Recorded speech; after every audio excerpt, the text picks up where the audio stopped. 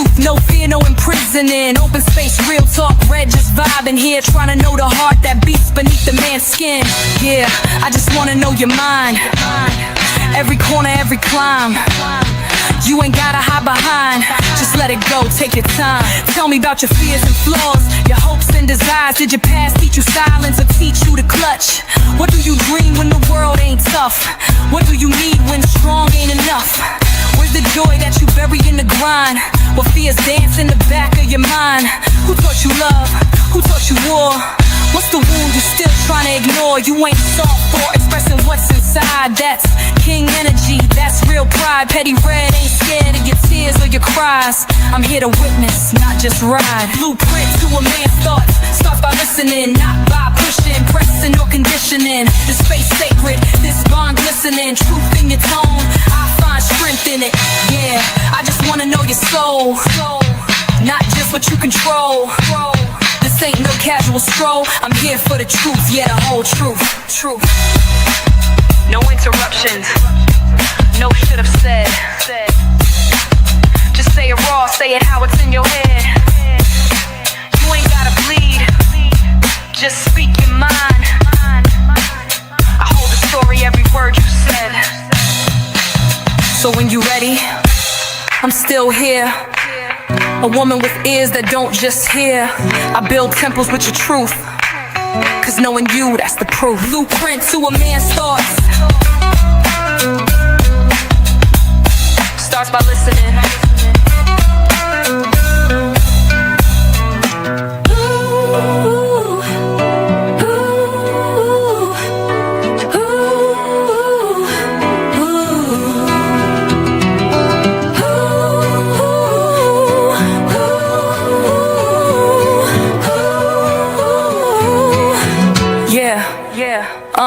You ain't gotta hide it, no cream. You ain't gotta hide behind, just let it go. Take your time, you ain't gotta hide but no cream. You ain't gotta hide behind, just let it go. Tell me about your fears and flaws, your hopes and desires. Did your past teach you silence or teach you to clutch? What do you dream when the world ain't tough? What do you need when strong ain't enough? Where's the joy that you bury in the grind? What fears dance in the back of your mind? Who taught you love? Who taught you war? What's the wound you still trying to ignore? You ain't soft for expressing what's inside. That's king energy, that's real pride. Yeah, I just wanna know your soul, not just what you control. This ain't no casual stroll. I'm here for the truth, yeah, the whole truth. No interruptions, no should've said. Just say it raw, say it how it's in your head. You ain't gotta bleed, just speak. Just speak.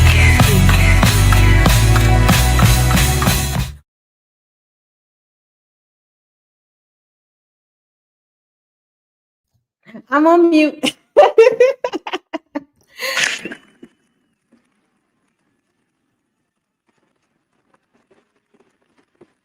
Hey everybody, welcome to Relative Vibe. The vibe is always positive. How y'all doing on tonight?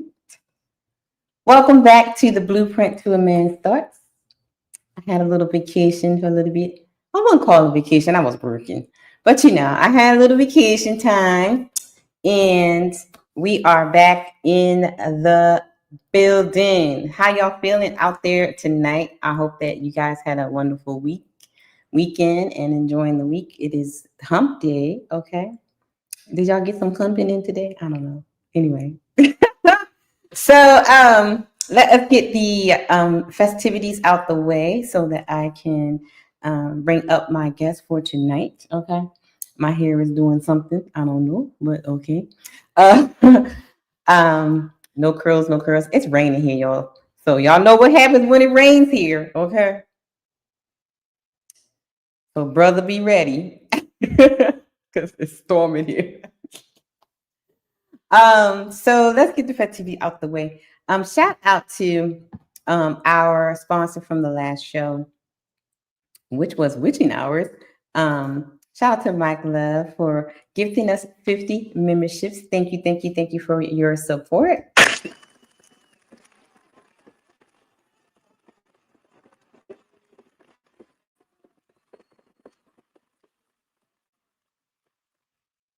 And we know the goals are always the same, guys. Right. Wait a minute. Let me fix that. 15 memberships. Yes.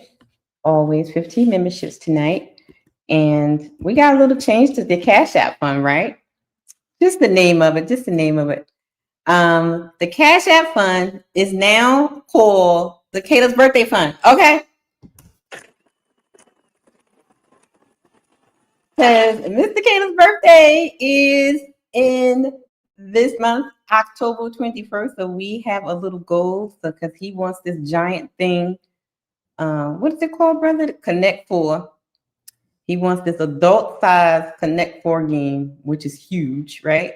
So, so we want to try to get $100 towards the Kayla's birthday fund. Happy birthday to my big kid. He's not a kid anymore. He's actually a grown man now. I feel so old right now. But anyway, shout out to Mr. Caleb for the birthday fund. We're trying to get $100 towards the birthday fund. You fell in love with my avatar, that's sweet. Now fall into my Cash App at Red Lipstick Vibes. Legs, I don't walk. I roll into rooms and shut them down. Don't forget to support the Paper Towel Fund on Cash App, Red Lipstick Vibes. All right, let's pull up our guest for tonight. We have some other people that may be joining.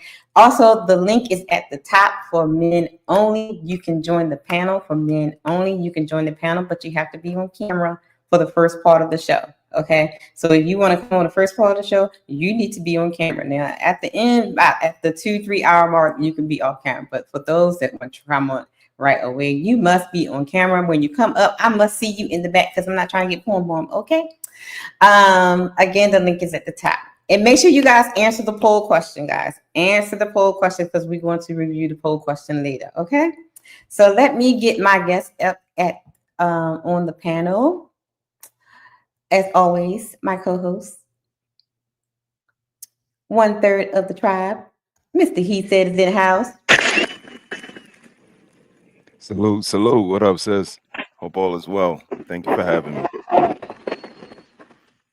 And also, we have another brother from Baltimore. Severe is in the house. Severe, where you at? All right here. Yo. What up, you already know the vibes. What's up, sis? What's up, Brody? Trin. What it do, bro? Hope all is well. You already know the vibes. A dear friend of the panel. I don't know where he is. I will wait till he comes up on camera before I bring him up. But so y'all can see who it is. It's Trin. Mm-hmm. Yo. What up, homie? Yo, what going on? Yo, you don't know. Peace, power, prosperity to the red lipstick vibrationaires, dog. Yo. Trin, you got cam up, okay? Dog, my camera's tripping on StreamYard, bro. It's been tripping for me for like 2 days. Mm-hmm. The last one I shot, I didn't shoot with no cam because I couldn't do it. You need to get your new camera, Ken. I don't even know if the cam will just get rid of StreamYard. At this point, I don't know. I swear. Lord Jesus, he said he's about to throw the whole StreamYard away. I don't even know what it is. It's aggravating, but y'all already know. With your camera. Get on StreamYard heels. Yo, thanks for the invite, though. You know. Oh my goodness, I'll let you off the hook. I'll let you off the hook today, but try to. Yeah, you know me. I ain't bombing on you like that. People just be showing up half naked. I ain't doing that. No cheeks today, y'all. No cheeks on camera today, y'all. Everybody. Lord, Word up. Everybody's in the chat. My bot thing is not working today. My bot is not working. I don't know what's going on with the bot. But anyway, Nightbot is working, but StreamBot is not working. I don't know what's going on with StreamBot. But anyway, shout out to Almond Eyes in the house. She said, "Hey y'all." What up, Almond Eyes? Trin is saying, Yo. We have Dr. Steele in the house as well. What up, Doc? On Trin's side, we have Road Talk with Coffee. Hi. How are y'all doing? Make sure y'all subscribe to Red Vibes. Okay. Good. Over there on the upper side. We have Hustler Muscular in the house. Hey, Hustler. What's and we good? have the King of Discord is in the house as well. The OG. We have 3 other people in the chat over there on Trin's side. Thank you guys for coming in. Don't forget to hit the Cash App for the Kayla's birthday fund. Okay. So brothers, what did y'all think about the title? What did y'all think about the title? Men giving away their man card. It's a thing. I don't know what that means. It's a thing. It's a thing? Yeah, it's always been. Yeah. Always been a thing. Manhood is, you know, yeah. It's always been a thing. Okay. I get what y'all saying. Okay. So let's do some icebreakers first. I have something for y'all to review. Let me get my video. Okay. Let's see what I'm gonna traumatize y'all with first.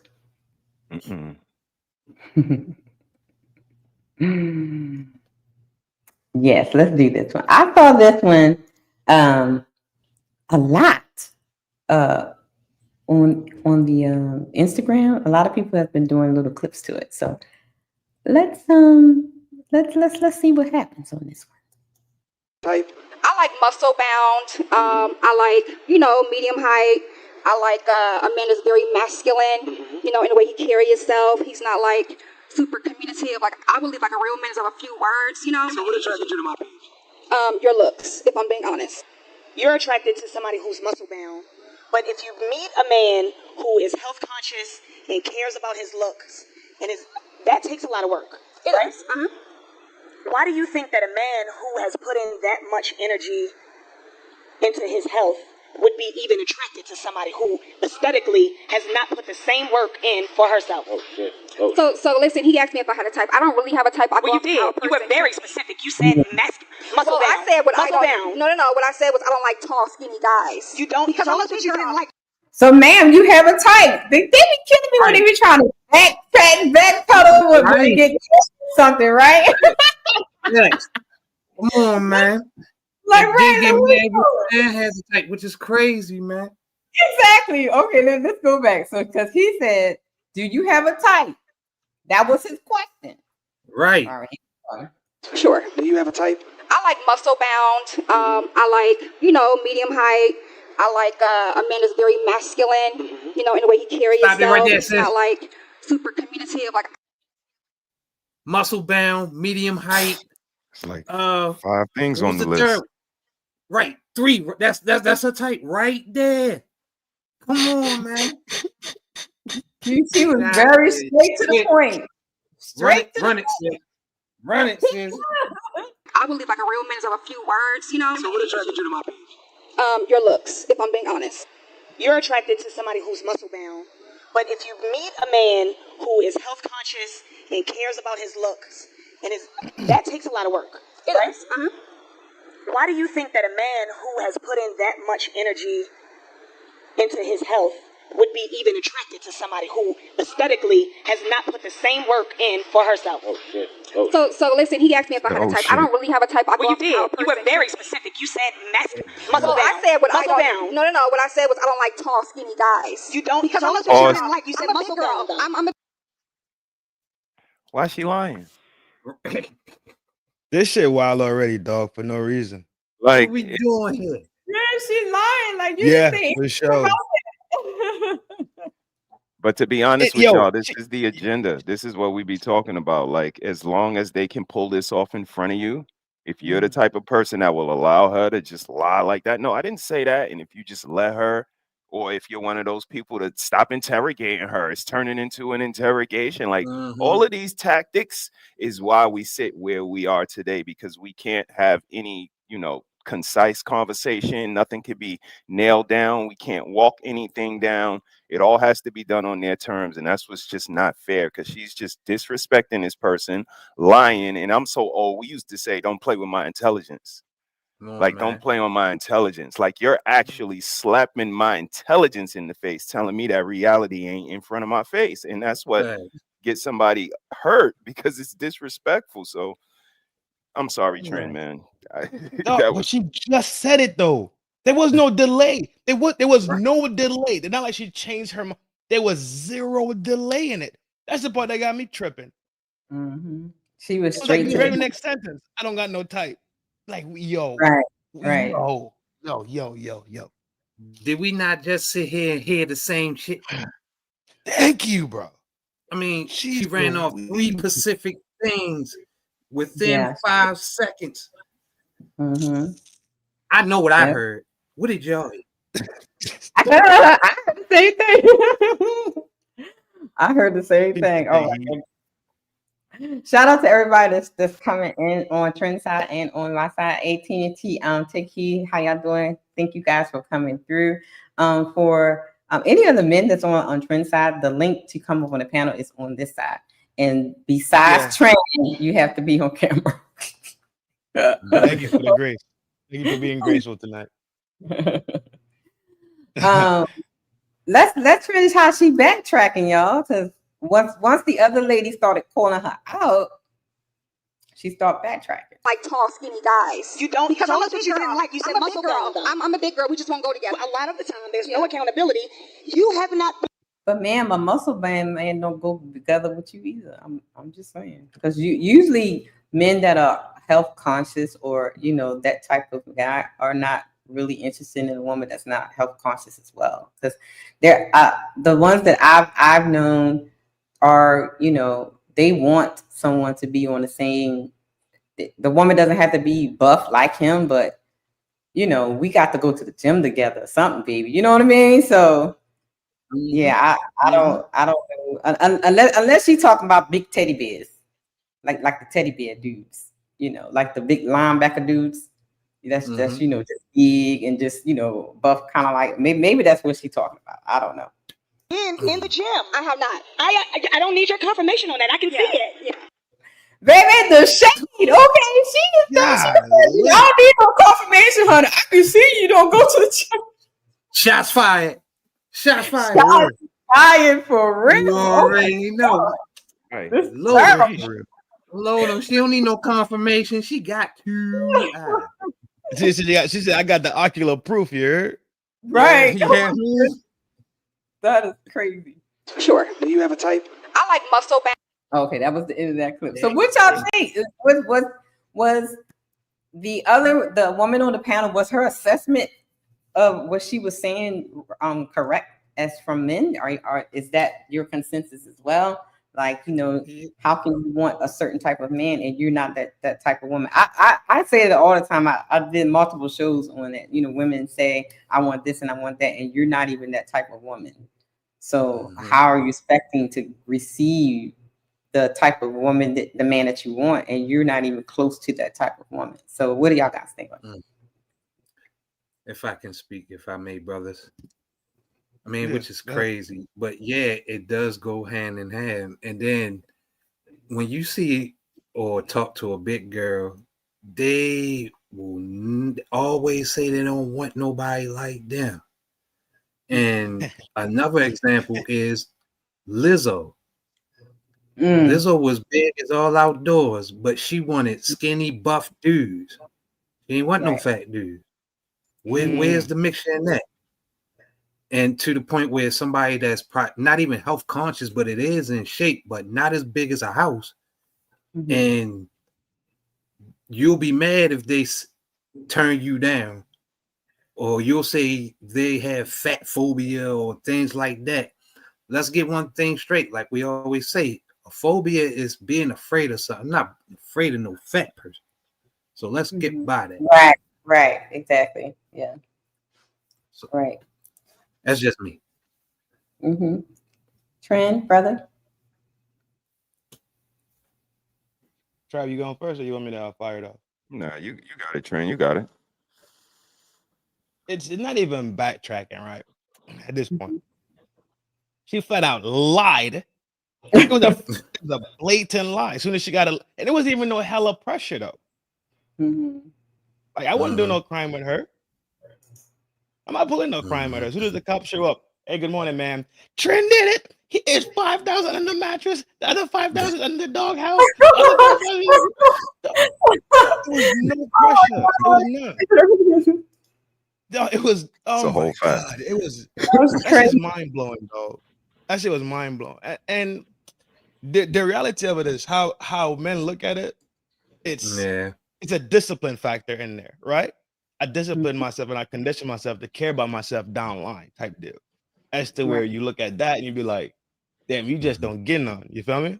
You just don't care enough to even, let's say even you do the diet of nutritional intakes and you starting to get on your grind. Men are still apply some pressure to you, right? Probably try to guide you, probably try to help you down the road, but she blatantly boasting that she don't go to the gym. So Shorty had to shoot back like, we know, like it was smooth. I don't care. Oh my goodness. Yo, but Brother. you want a buff guy. And Right. he said the first thing what was the first thing that attracted to him was your looks. Your looks, yeah. So Yeah. Yeah, it's the blatant Son, you disrespect. need to be buff to deal with her, to be honest. It's the blatant disrespect. Asking somebody for something you can't give yourself, that you aren't willing to give them, it's disrespectful. I said it when we first came in the door. Like, don't even ask me for $5 if you don't got $5 in your pocket. Like, I don't. It might be mean. Like, I'm sorry, but this is just the way I operate. You got to show some sort of self-sufficiency. You hear me talking to the people when I'm working. So you got to have some sort of commitment in this, ma'am, sir. You had your loan for a month. You need help. You're not committed enough.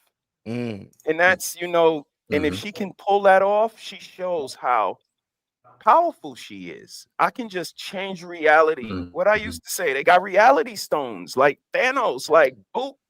That's not the reality you saw. This is what you saw. And if you say something different, believe all women. Like that shit, it's like dominoes. And if you let one fall, fam, the rest of them shits is falling. That's why I said, let me just stand the way I stand. I know people gonna hate me and they ain't gonna like the way I talk, but let me at least be me. And if you get to it and we could get through it, then we keep going. But you know what I mean? Sometimes it's worth the salt of just cutting off the dead weight, because they'll treat you like that. I would never lie in front of your face, Sisson, and ask you to placate it and go along with it. Like it's very disrespectful to you and to the people that she talks to. So shame on her. Yeah, that was crazy. I saw a lot of people reacting to that, but a lot of women feel that way. They that's how they feel. Mass delusion. But y'all ready for your next icebreaker? Y'all ready? bring it on. Here we go. Time with that statement. What's that? What statement? 90% of women are just displaying their ass and titties, and because of that reason, we are incapable of figuring out. The statement was, why are men choosing poorly? And I said, we don't know how to identify a good woman because women. Let's stop right there. So he says the statement was, why? The question was, why are men choosing poorly? I would choosing poorly. Choosing from the options that we have, and that's what's presented to us. Okay. Anybody else want to hit the play button? Why are they choosing poorly? Because they choosing. They not getting chose. Okay. Same speed we say, well, your baby daddy, you've been with him for 2 years, you got knocked in the 3rd year, now you're in the 7th year, and all of a sudden he becomes he practices DV, he in them street, he on them pills and all. We have something that's internally wrong with us where we'll make a bad decision in some type of psychological twist. Hopefully it turns out to be a good decision, right? Like you see, like this thing that we say called potential in people. People make a lot of decisions based off what they think this person can do without the real hard up facts for what this person actually can do or has done. Like past behavior is a good indicator of what your present behavior shall be and your future behavior shall be, right? Our picking mechanisms are off. And most times when we live in, let's say in the bottom of the bottom, which is you know what I'm saying? You're just making decisions based off of the flesh, pretty much, right? You make them weird decisions. And you gonna start off, you might have dragged it home from the club, you might have popped it. She stayed the night, you went to 7-Eleven, got a toothbrush, came back, Now she just laid back. She done took off the weave. You know what I'm saying? The brassiere is now on the radiator drying up. Like, and now before you know, God y'all in a damn. full blown relationship. Lord Jesus. It's You know what a radiator is. yeah, nah, I do. I got all of that. That was crazy. But it's funny that you say that because the relationship can just be assumed. It's not something that we kind of like discussed, we agreed upon. And that's what's unique. Like you said, we could just show up in a relationship. And in New York, it's like that too. If I give you something, we kind of go together type of thing. But when we were younger, it was like no matter you see two girls walking down the street, no matter which one you pick, you won't pick the wrong one. The other one's gonna seem nicer. The other one's gonna seem more pleasurable. The other one's gonna seem like she dresses better. Like the grass always seems greener on the other side.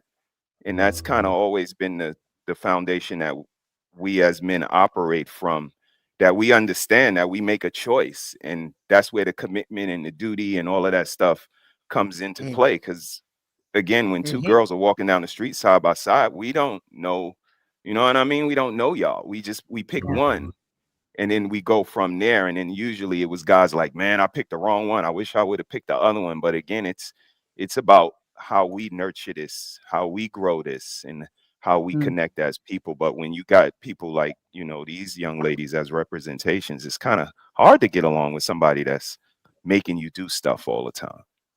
Okay. So let's finish to see what was said. Hold on. Such a hard time with that statement. What's that? What statement? 90% of women are just displaying their ass and titties. And because of that reason, we are incapable of figuring out. The statement was, why are men choosing poorly? And I said, we don't know how to identify a good woman because women rather promote. Why does it identify?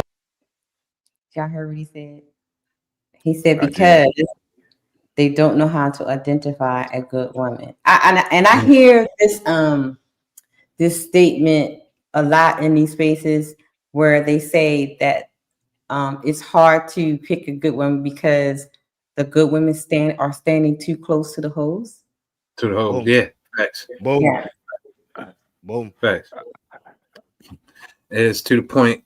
I mean, you got to look not only with these two, I mean, but with the third eye, because like you say, they standing right next to the hoes. I mean, the good ones can even be. You just gotta. I don't know. You just gotta hope and choose that you're picking the right one, man. Right.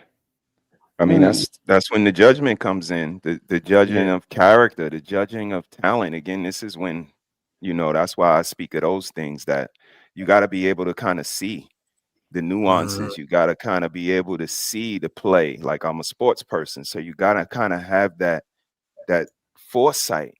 And again, if you're not willing to put the work in, like, it's not going to be perfect. You're going to have to put some work in. You just want it to be more probable to be able to be worked with than not. So, you know what I mean?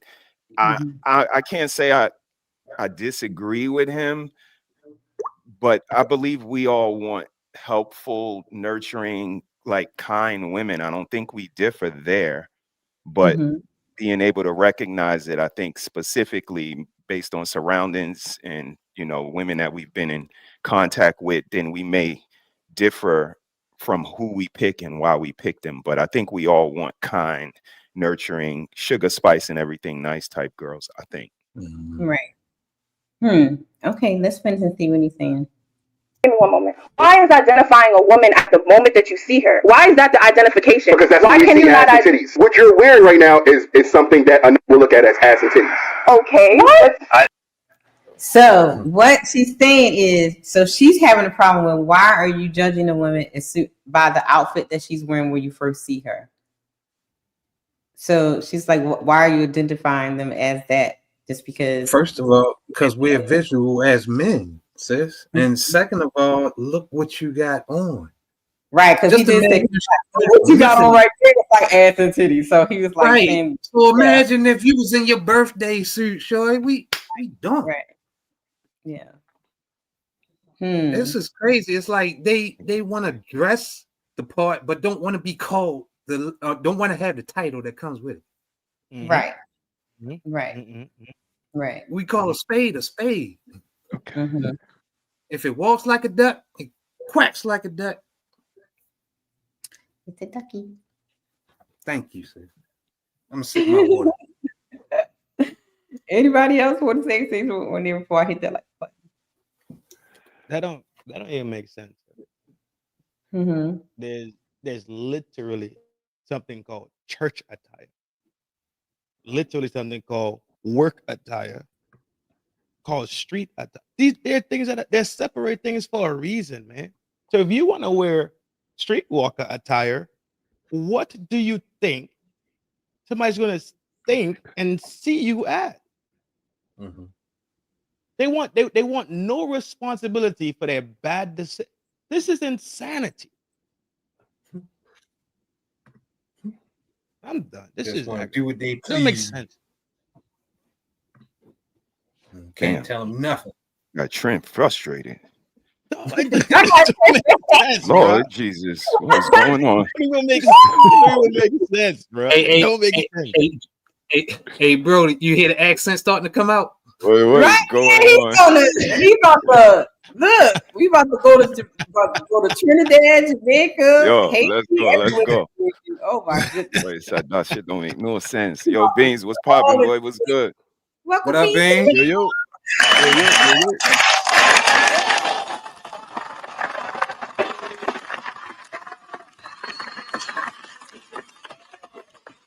Oh, that was long.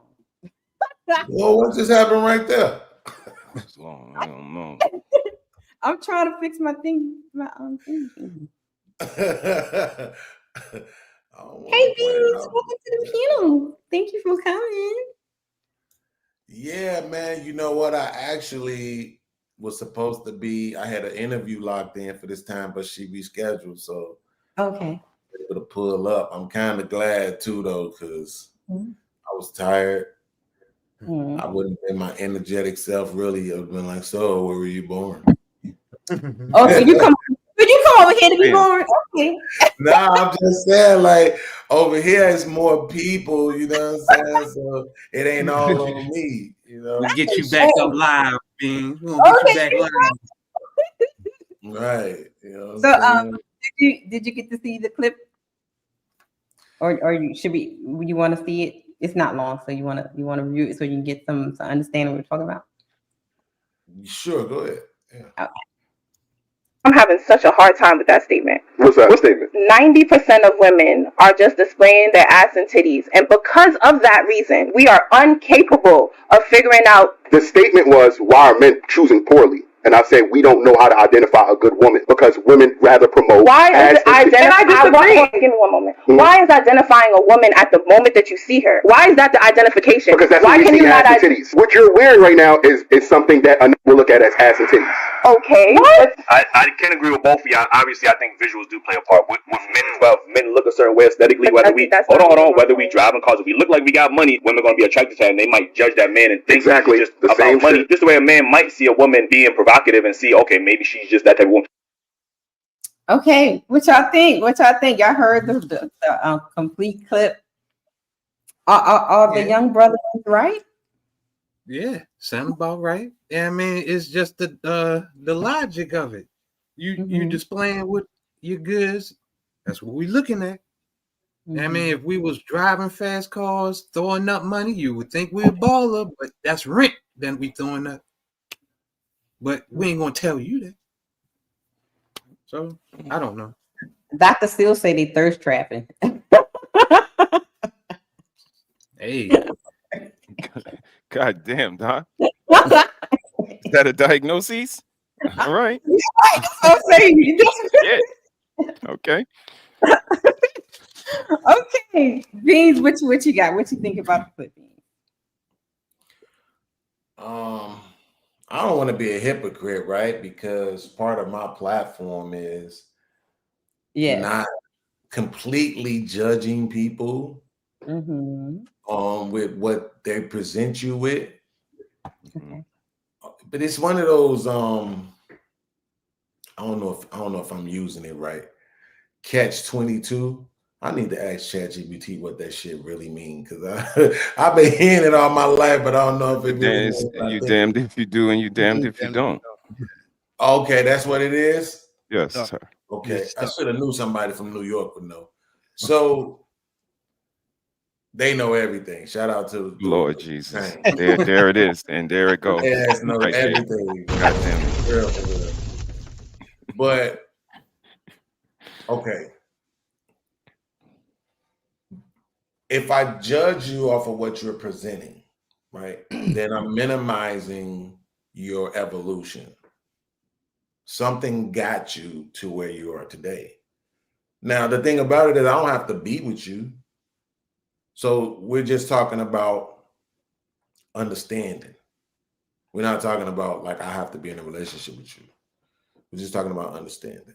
So if I'm telling men, and more specifically women, you meet a guy today and he's 34 years old and you looking at it like he ain't this and he that and he act like this and he ain't that. You have no clue why any of those things are. I just don't know if that's necessarily the way to treat somebody, you know? So it's hard for me to say that. But then on the other hand, guess what? I want to make the right decisions for myself. Right. So if you're presenting something that's a hindrance or dangerous to me, whether that's my peace of mind, whether that's financially, whether that's whatever, okay, cool. I don't have to be judgmental, right? Which is over pursuing criticizing you, but I am gonna judge you. Thank you. You know what I'm saying? Like, I'm sorry. They say you can't judge a book by its cover. I'll be like, she. Right. I mean, and that's the sophistication in it, Beans. A lot of people don't have the sophistication to be able to differentiate. Again, you know, Apollo, just Showtime at the Apollo showed me that you not only judge, you judge within a certain window because they show you exactly who they are. I don't need to watch the whole game. I could see one or two plays of the game, like, yeah, they're gonna lose. My wife, like, how you knew they was gonna lose? Like the first play, them niggas showed me they just wasn't ready. And sometimes you have to be able to bulletproof yourself and guard yourself from, like you said, the dangers that may be by having a certain scrutiny. Right. Yeah. You want me as women, I think women want us to peer into what is possible. I just don't know if men can do that when it becomes matters of the heart. That's women say that's how they move. I thought he had the potential. Right? I don't think men move like that. Oh, we ain't looking at the potential. We're looking at what it is. Facts. Right? Like potential meaning you're not, because the way I look at it is potential is what's a movie? What's that movie with Jamie Foxx played in? He was like some kind of violinist or some shit, but he was like homeless or some shit or whatever, right?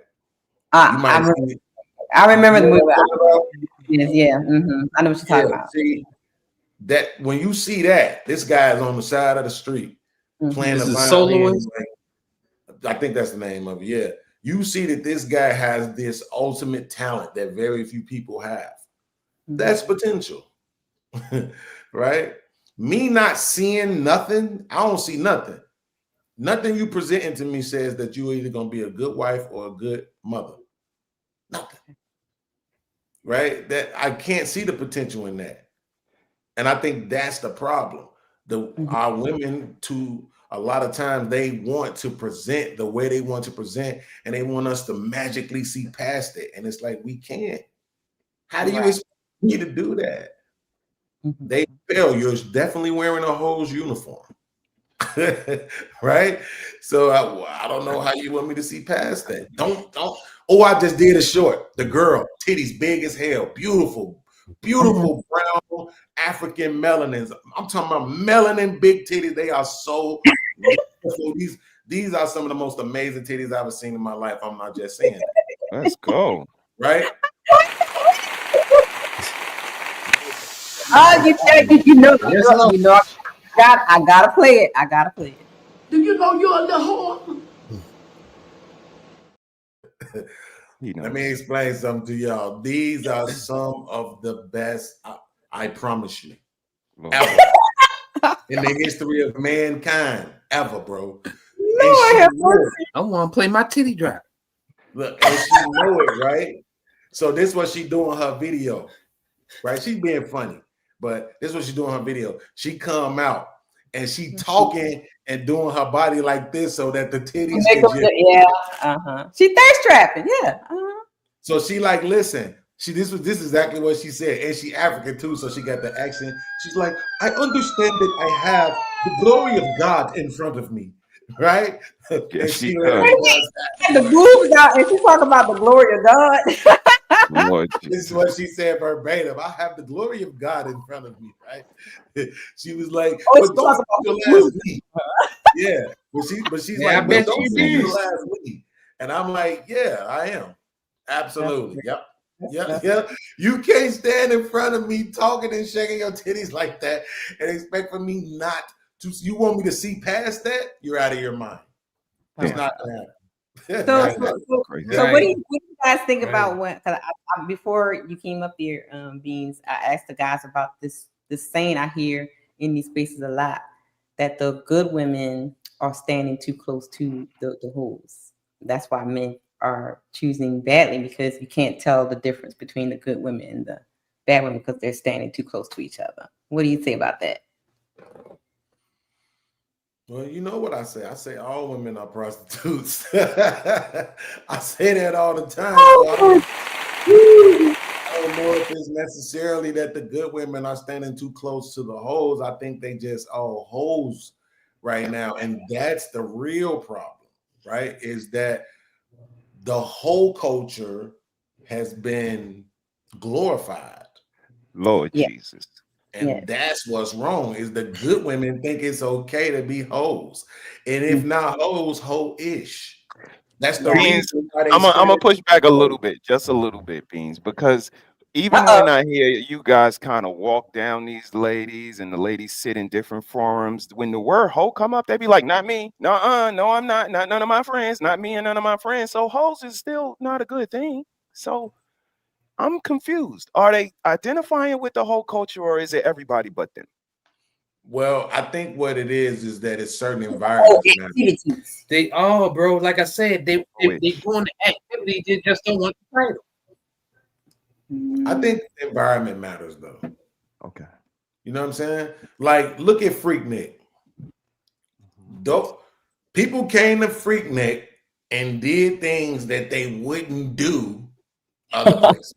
You know what I'm saying? I think that's kind of like how it is, right? So it all depends on what the environment is. So if we on a panel with some high value men, the women probably gonna play along.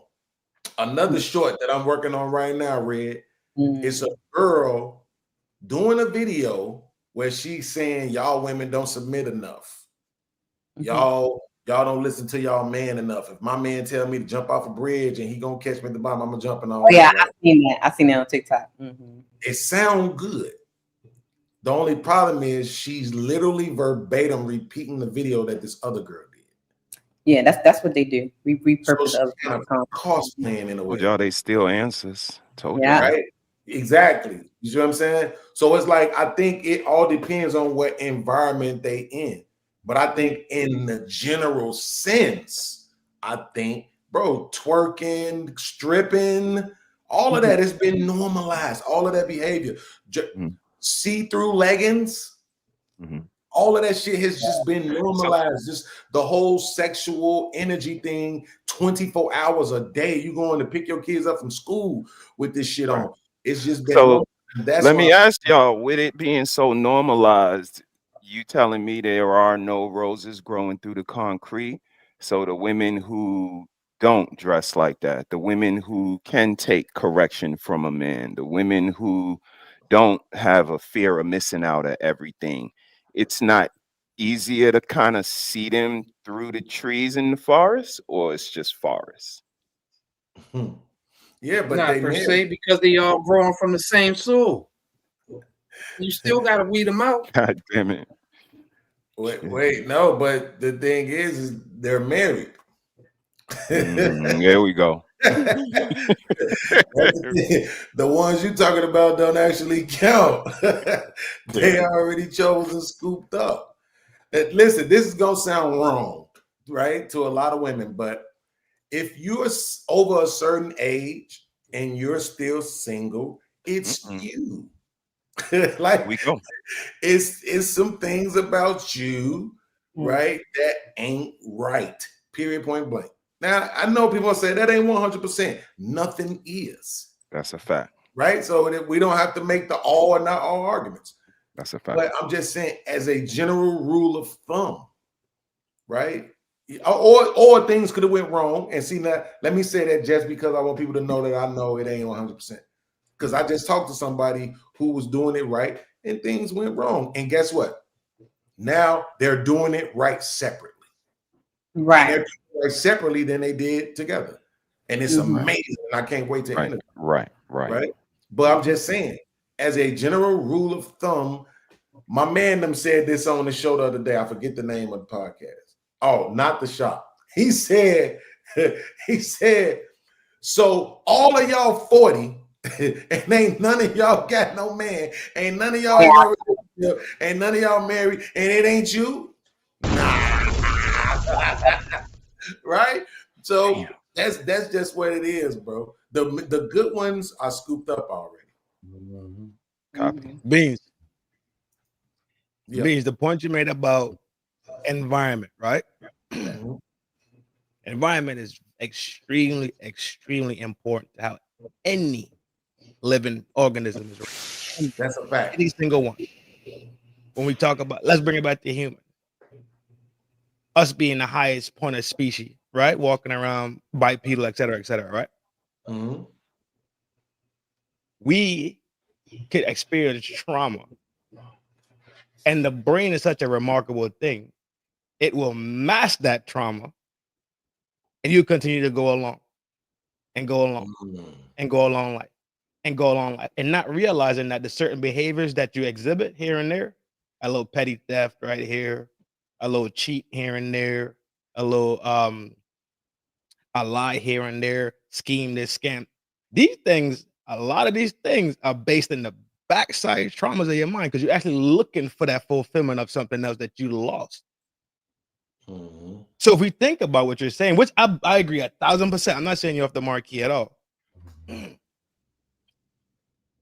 Are we that traumatized at the point that we can't even bond together?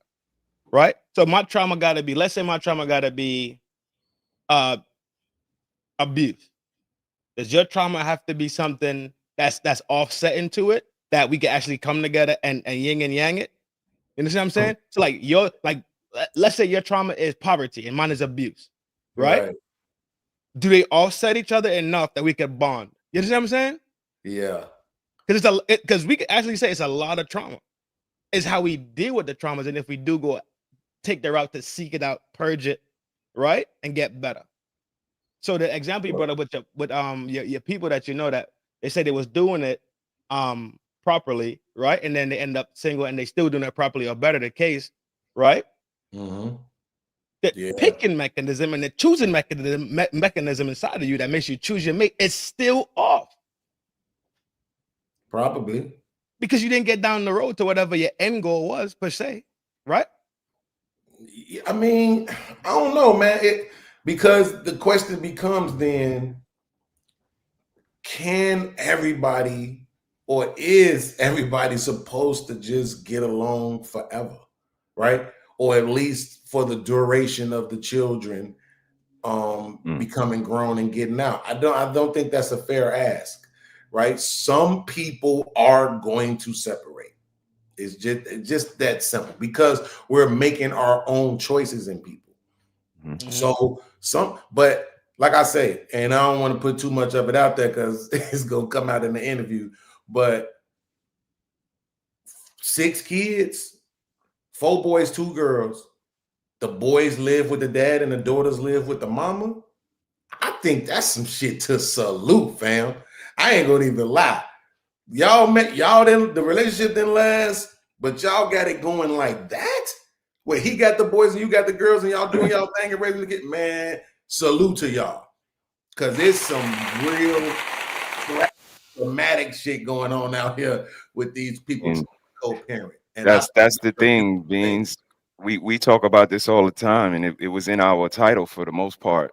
Conscious parents. We might not be able to be together. We didn't say promote conscious couples or promote conscious marriages. We said promote conscious parents, because when you become conscious of being a parent, that's when you produce a better child, and that child will become a better adult, and that adult will probably be a positive adult. But we just saying. But great point, Beans. Great point, Trin. And Absolutely. and most processes, the woman would rather have will try to take all the kids and not do it that way. True.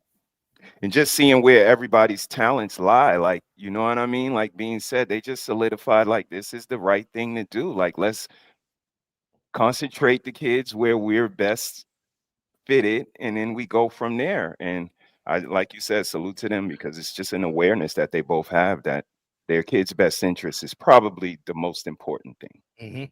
That's a fact, bro. Yeah. And you know what's so crazy too? I mean, I think that was a dope analogy that you used about the traumas, right? So I've historically been the kind of guy where I liked chicks who were insecure because I could love them out of it, right? And love them in a way where they like never thought nobody would ever love them like that. And I was beautiful. So they didn't expect it from me, right? But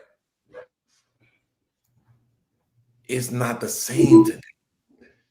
That the general programming of discord between black men and black women, just speaking about us in general, or more specifically rather, I think that's just something that's very difficult for people to overcome. So even if it's not necessarily that the traumas were offset, I just think that you could love a person and be empathetic and understanding to whatever their plight was. And I think that's very difficult to do today based on this whole gender war thing that we got going on. In regular conversation, think about it like this. The only reason why all of these red pill manosphere content creator spaces exist is because the drama is actually there. If the drama wasn't actually there and people couldn't resonate with it, nobody would watch. You know what I'm saying? But it's just that people can't actually resonate with it and understand it. And so that's why we tune in. So I think really the bigger issue is not the traumas, because I think we could help each other get through those. I think it's this programming that we got, man against woman thing. But if you believe in the Bible, we wasn't going to avoid it anyway. Enmity, baby. Enmity. You got it, sis. Okay. So we're about to get into our main topic. We're going to talk about this man card, okay? But I came upon something. I'm sorry. My wife is in the kitchen washing dishes. I'm sorry. Let me mute. Let me mute. My wife is in the kitchen washing dishes. I'm sorry. Let me mute. Brother, did you throw a shade? Damn. Shade stuff. Okay. But I saw something and I didn't know this was something until I saw this clip. So before I ask my first question, did y'all know that there's a thing called fragile masculinity?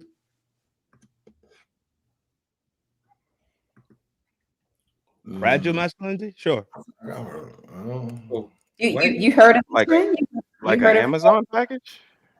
Yeah, like fragile masculinity, like the ones that when we grew up, we called them metrosexuals. Them, like they present more to the softer side than more the masculine side, like them. Like the one that was trying to be the first male cheerleaders. Them. I think you're kind of close. I think you're kind of close. Okay. So I came upon this clip. Know that. I came upon this clip and this trans means was the first. I heard it from a trans means. Means. Wait, what kind of men's? The trans means. Yeah. No, stop playing with me.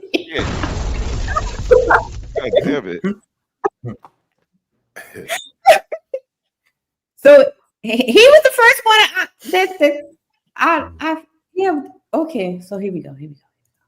This person says you are an insecure man if you don't want to lay with the bros. Now I have social media debating. Let me play the clip. Just had a man pick me up for a date. He asked me if I was a man in the car. I said yes. This man turns around and takes me back home. Now, this is a very prime example of somewhat fragile masculinity, but also fragile masculinity. I quit. You can't quit. I don't get it. Ain't no such thing. Okay. Ain't no such thing. Let me give you some. So this is a trans man's. Okay. Right. And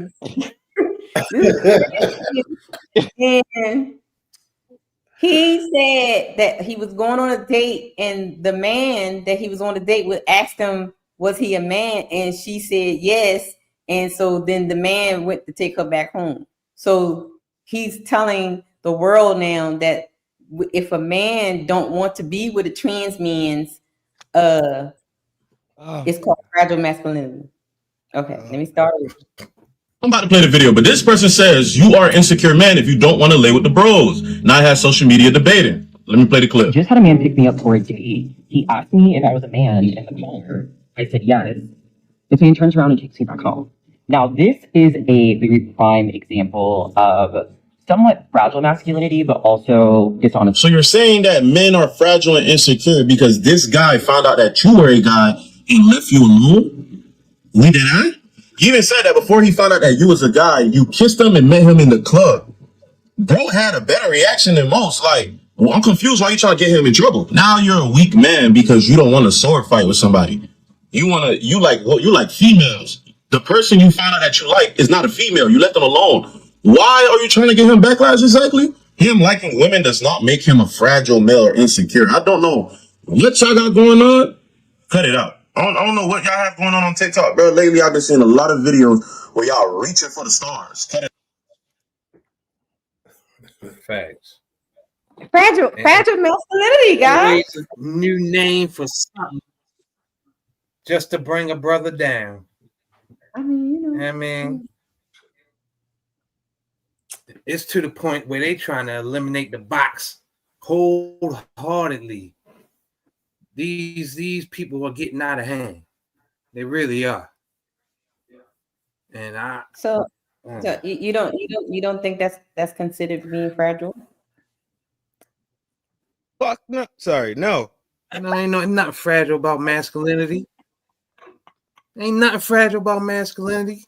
We gotta get the fuck out of here with that bullshit, man. That's just them labeling another word because don't nobody want they dumb asses. Oh my god! Come on, man, with that bullshit. And then who really should be mad is the women. Thank you. Thank you. But they want to be friending these motherfuckers. They not mad. They that's their girlfriend's child. They not mad. Beans, what do you think about fragile masculinity? from the trans means. Man, I'm not playing with these people, man. I really just don't even deal with it. It's something is wrong with these people. I don't got time for it. I'm too busy trying to. Yeah, I'm literally looking at that comment. I usually don't be in the comments. Yeah, I'm usually looking at that comment. I'm trying to see the hell. I ain't thinking about what that nigga talking about. I'm tired of these people, man. Like, it just, how you gonna try to co-opt the whole human race? Like, hey, we here now, so everybody get on our program. Like, man, I have better shit to do. We got some pushback in the chats. Let's go. Man, Rondé be trolling, man. They said the gag is that some men who identify as straight do F around with trans men. They are on apps like Grindr and Jacked. Is that what it's Jacked? Being honest about wanting to be with them. FYI. What Are we y'all talking think? about them?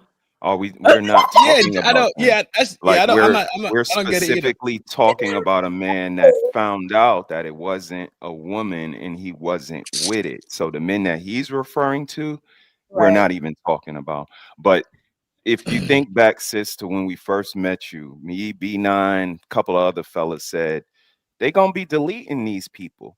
The levels of disrespect that hits on, like the lie, the manipulation, the sexuality, like again, just playing with my intelligence for one.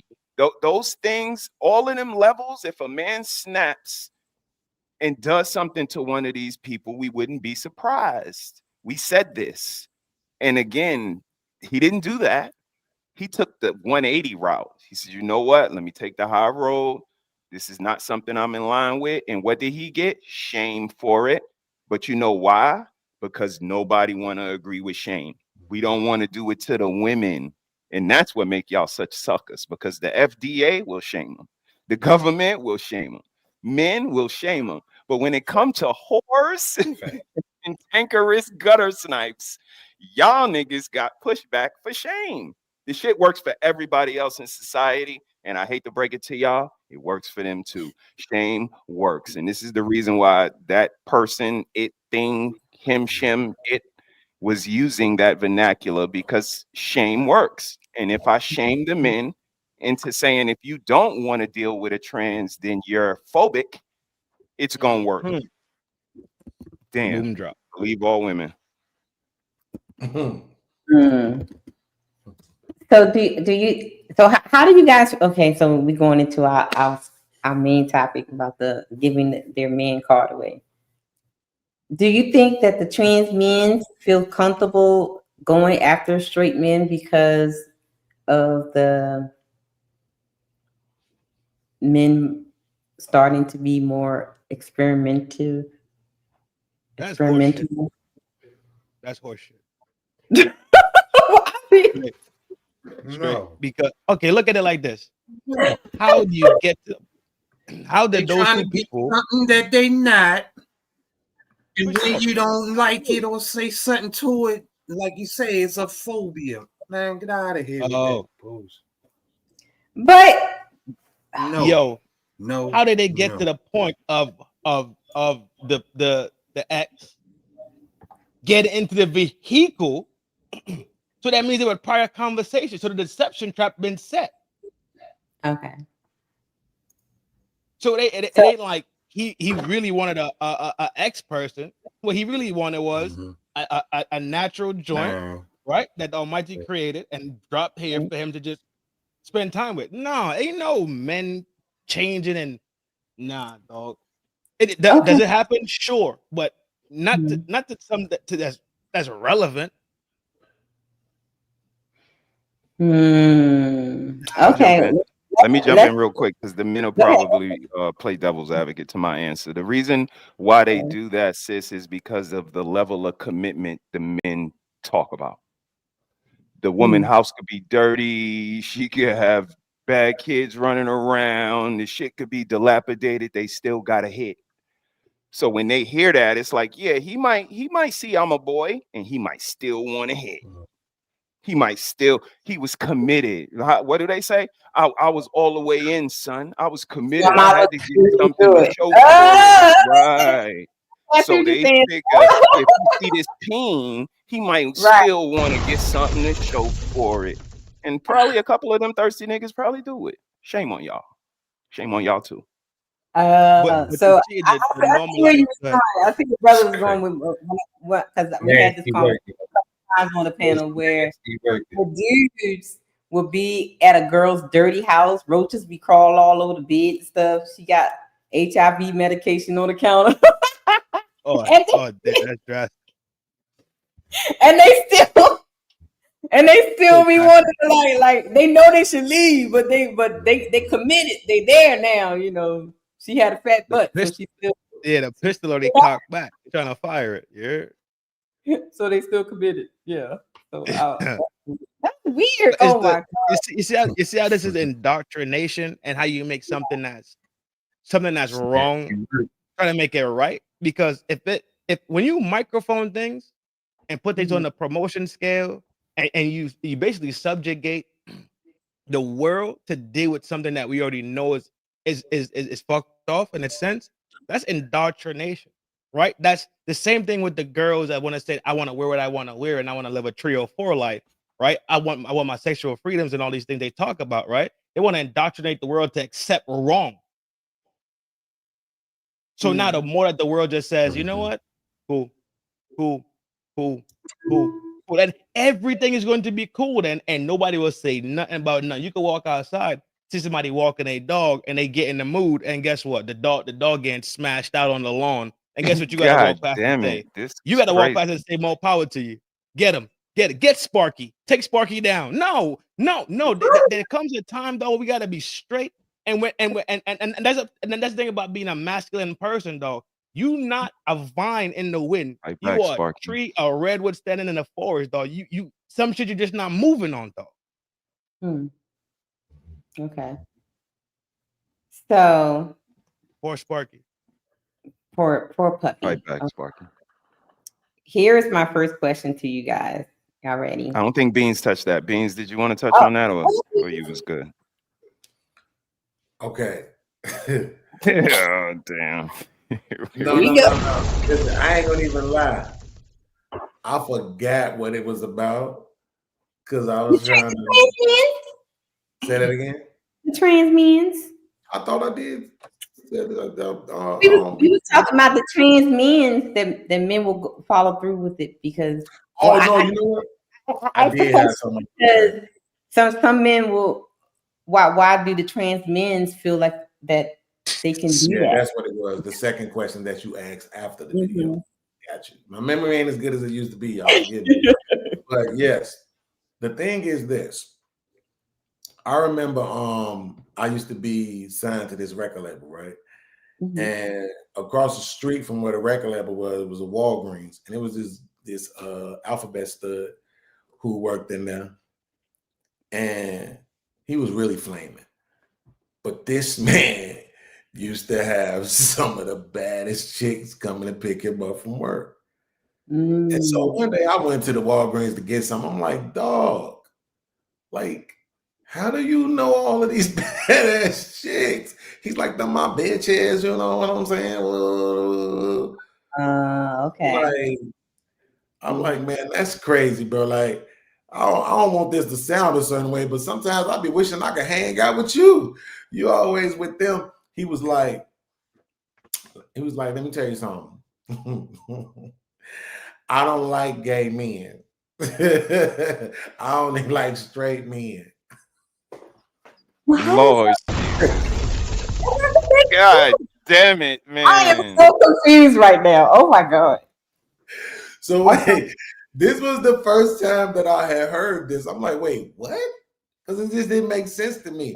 He was like, yeah, it's like, I'm gay. I don't want no gay.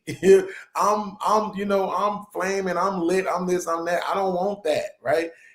But he was like, it's some of the, he said, you know how y'all men like virgins? That's how we like gay men. How we like straight men, because they like virgins to us. Bro, ever since then, I knew not to play, pretend, be friends, nothing. Even though I never did anyway, I just knew for sure it was confirmation I'm never gonna have a gay friend, because I know in the back of this nigga mind, he trying to take me there, right? So it's something about these particular demographic of people. Now he compared it to the men with virgins, and I guess it's a fair comparison for what you're trying to compare. Okay. Even though that's still heterosexual. I guess we call it virgin. Add on to that, there was something back in the day called the party line. Okay, we used to be on the party line, the Raven, the Loach, all these party line numbers and stuff. People would be on there from all kind of places, right? But it was a lot of local folks. And the girls on there used to say all the time, Mr. He said, a lot of these niggas that y'all think is thugs be on the down low. Yeah. A lot of these niggas with braids and shit be on the down low. And I used to be like, man, y'all just hating. Y'all just mad because them niggas don't want you. I ain't really want to believe it. Right. I'm just saying. You know, you fast forward in Atlanta and all these other different things coming out. R. Kelly with the, you know, it's just a lot, right? So it's a lot of that going on. It's a lot of that going on. So I think that really is the thing when you are marginalized. I think you want to pull people into the fold. I think it's crazy to look at it like that from a sexual lens, but yes, that is what they do. And it's weird to me because now, since I was probably about 17, I like grown women.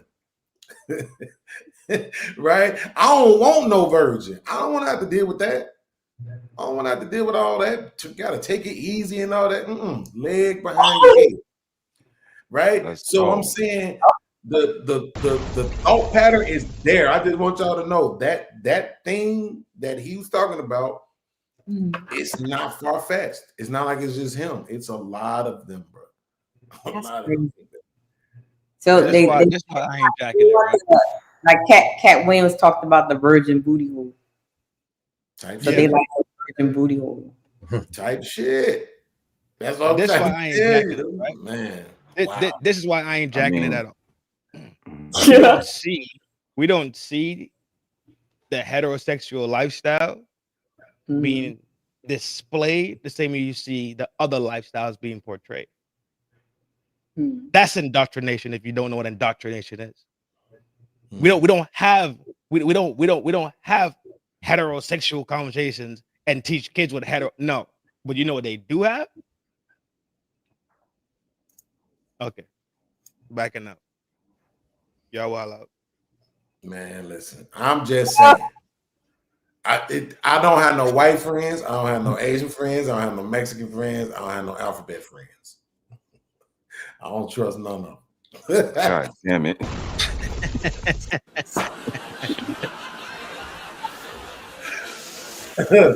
Wow. All right, guys.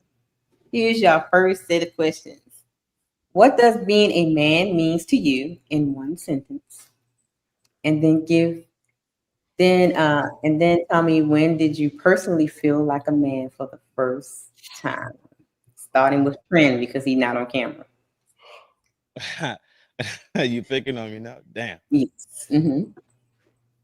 A man to me is ambitious, very disciplined, comprehends his role as the provider, comprehends his role as the protector, comprehends his role as the pastor, the pimp, and the priest, right?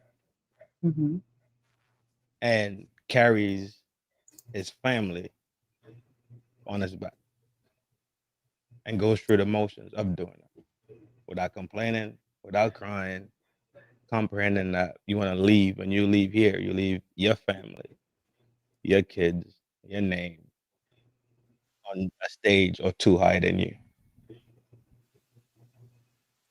So when did you first feel like a man for the first time?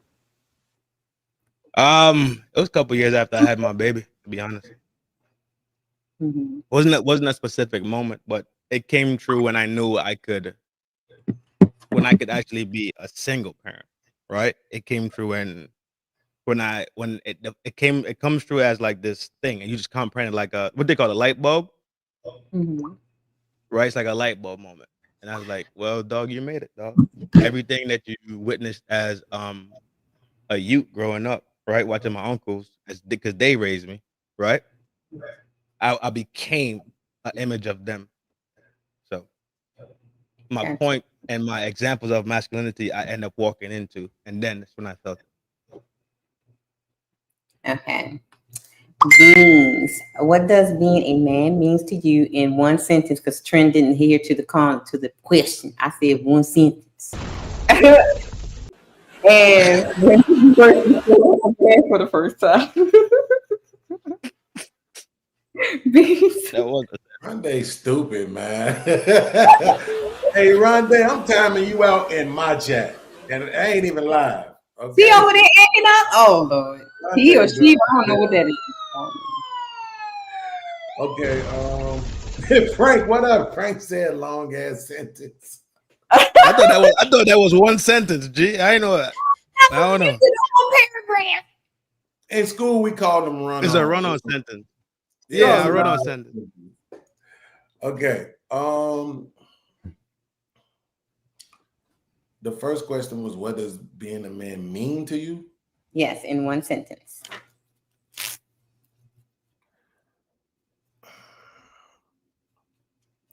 Have sex with women.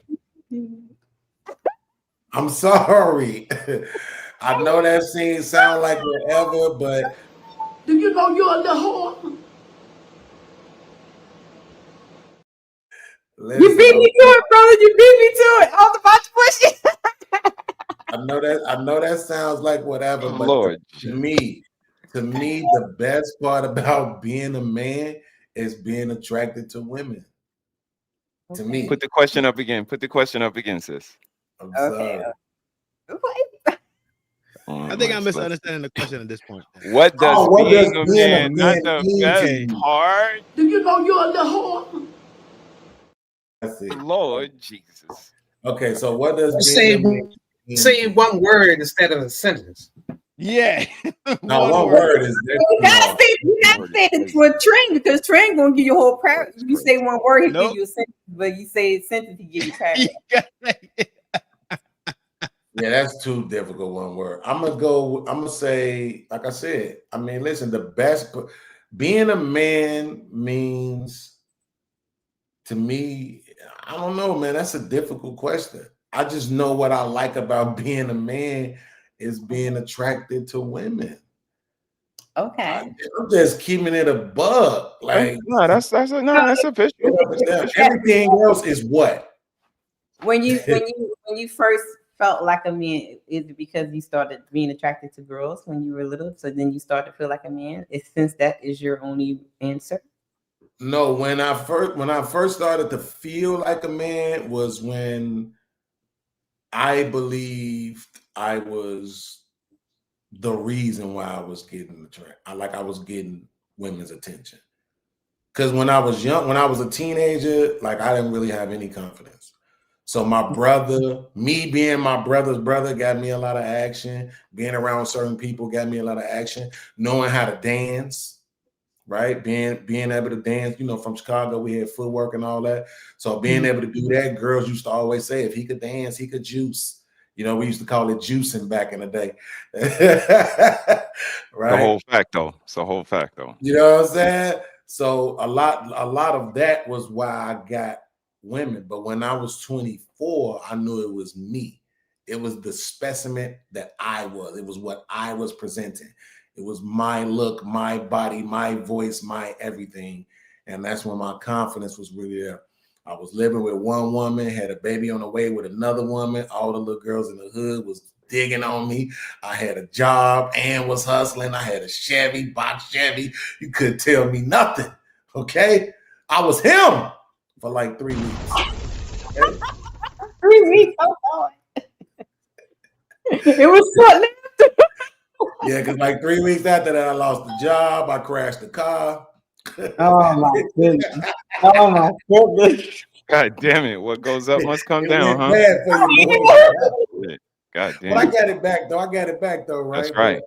But I'm just saying, like, being able to have the confidence to just talk to women, right? And not feel like, you know what I'm saying? Oh, they're gonna think I'm a square or a lame. Like, I'm me, and whatever I bring, they're gonna like it. Anybody that don't, there's something wrong with them. So that was when I was like 24. So that's when I started like really feeling like a man at 24. Okay. Severe. Well, basically, to sum it up, it means everything to me. I thank God every day I'm a nigga. I mean, would not want to be a female to save my life.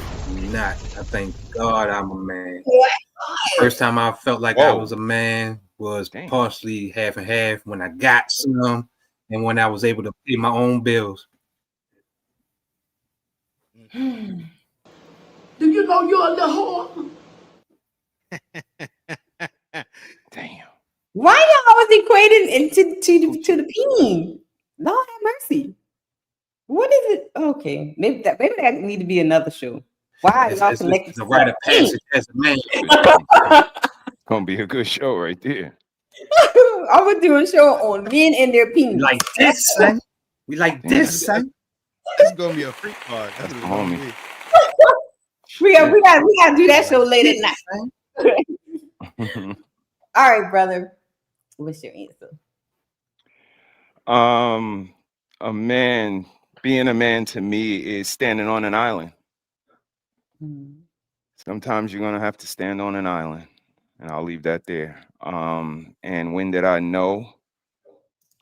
Different periods, kind of like Beans was alluding to, but ultimately was when I had a child.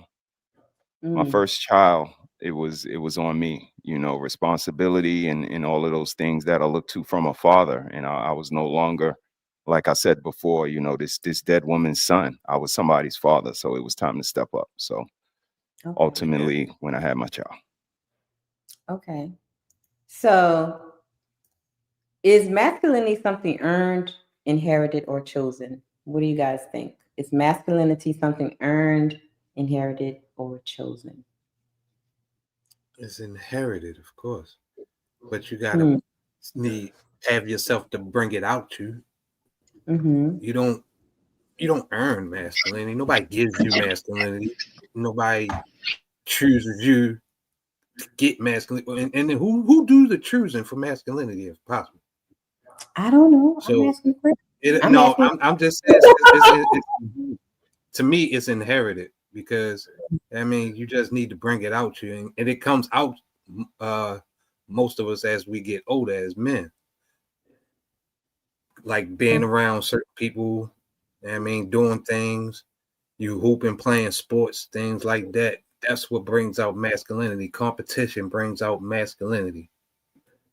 Masculinity is for men, only for men. Okay. Trin, brother, Beans, and anybody can jump in on this question. Is masculinity something earned, inherited, or chosen? What do you guys think? All three. All three? Yeah. Okay. You inherit it because you got the chromosome. You choose it because that's what the divine creator put you on the planet to be. And the other one was what? Inherited. Inherited, chosen, or what? Earned. Earned. Yeah, you earn it amongst other men. So other men see you as a man. Other men see you as being a masculine man with a masculine frame, with masculine behavior. I think it's all true at the same time. Okay. Severe, I think Beans and Severe stepped away. Brother, go ahead. I'm here, sir. Oh, okay. Is masculinity earned and chosen? Yeah, you can put that comment up. That was pretty good. So is masculinity earned, inherited, or chosen in butch, lesbian, and straight women who are tomboys? That's a crazy question. Oh my god. That's very layered.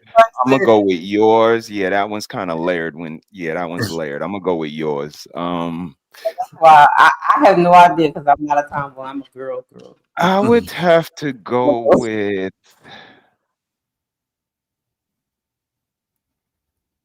all three. Oh, so you and Trin. I agree with Trin.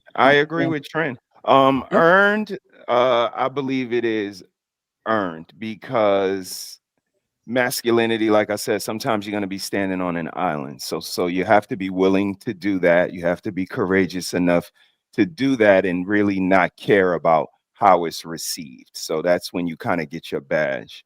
Inherited, the chromosome is there. Your dad, whether or not he was, you know, a bitch or not, he was still a man. And that's my thing. A lot of these men might be less desirable. We might not agree with the choices that they make, but they still men. And you probably wouldn't tell them that they not men to their face. So inherited indeed, and chosen, like the last comment alluded to, there is alternate lifestyles that choose masculinity. Peens in the supermarket, like the clip I put up earlier, Yeah. you insist, like that's chosen. That's a choice. She chose to put that peen in her clothes and go to the supermarket with her children there. That was a choice. So I would say it is all three, and depending on who you talking to, is going to depend on your answer. But for us as men, and with my brothers up here on the panel, I would say it's earned, because again, guys, you got to stand on that island, and people might not agree with you. They might not like your tone or some of the other things that they use to make us villains, but you're going to have to stand on your square. So good luck to you, fellas. Salute. Okay. Boom drop. Okay. Yeah. Okay. How many guys up here like Jay-Z? How many feel like Jay-Z? How many you guys like Jay-Z? Oh, yeah. I do not like Jay-Z. JT. Oh, like I hear brothers say this a lot about being able to go back to your hood. And I came upon this clip of Smackwater. That's why he's on the thumbnail. And I thought what he had to say was very, very interesting. And it has to do a lot with the manhood thing, with the man card.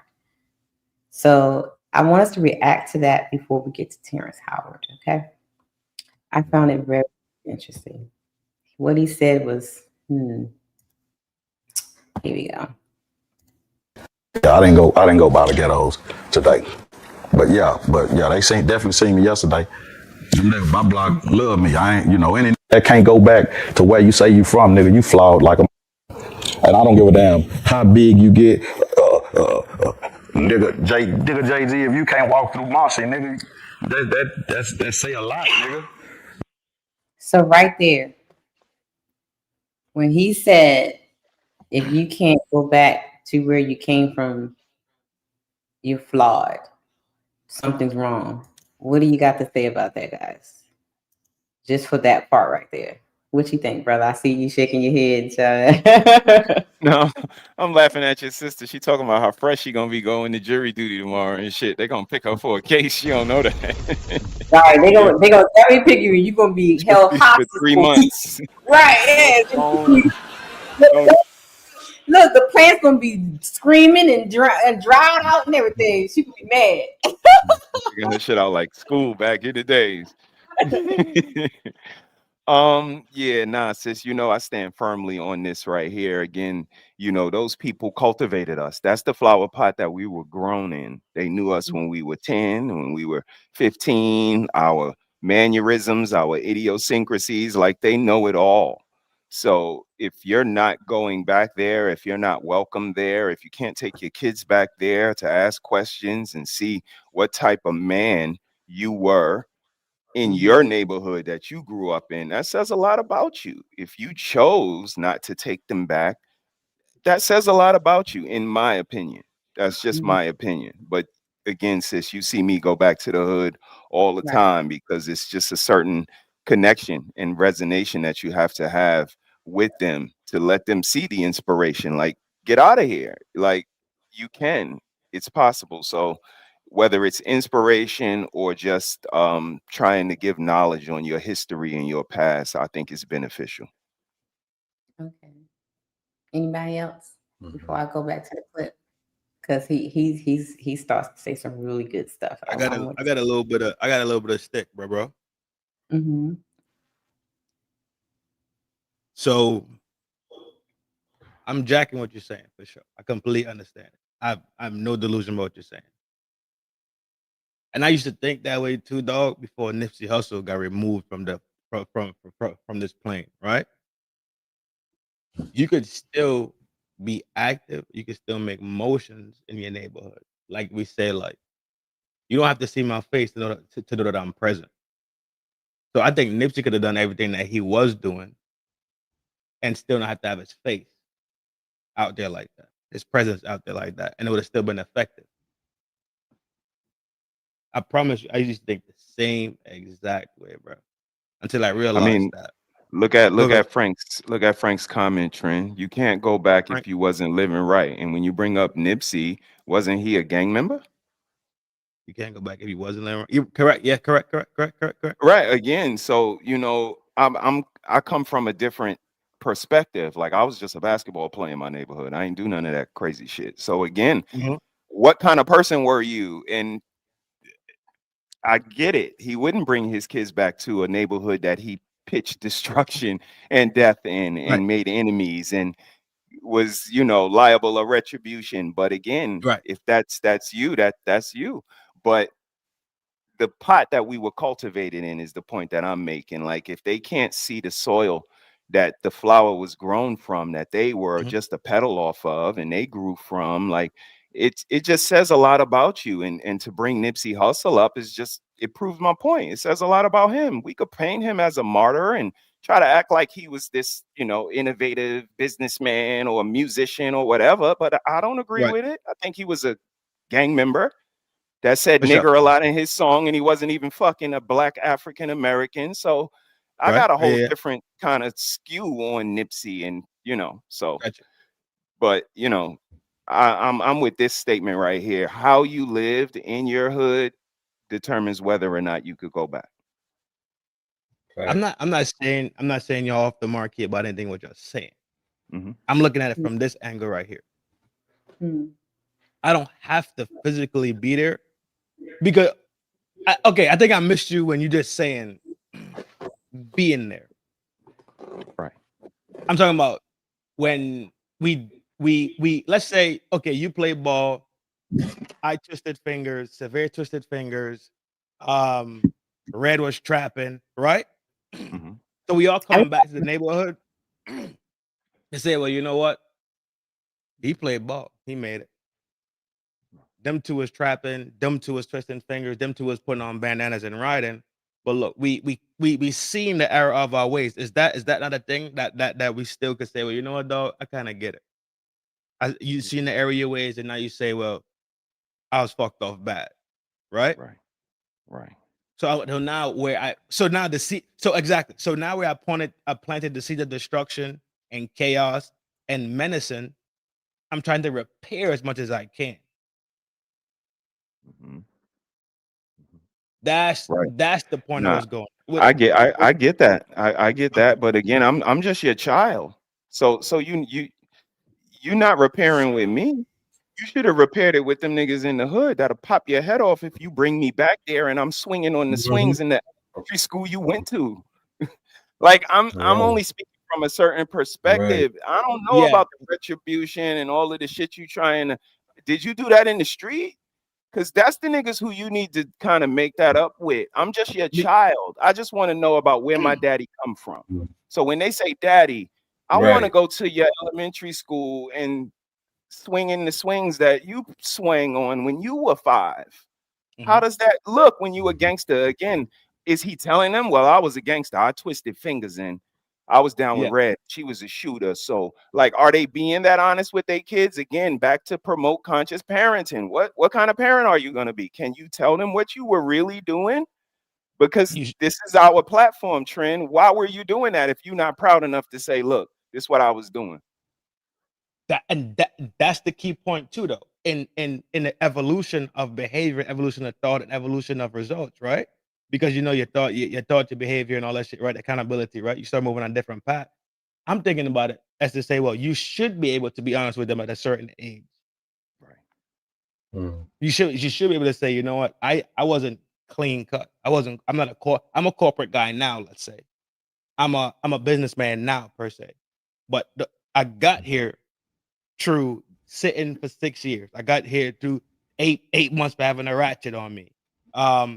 I twisted whatever the case. I was trapping, whatever you were doing. I think it's the glory point or the point where you could say, you know what, I did these bad things and I'm able to give back one, but I'm able to feed into you so you don't make those mistakes. I know exactly what it is. Fact. That's a fact. So I'm Nah, that's so, a fact. so we're not dissimilar.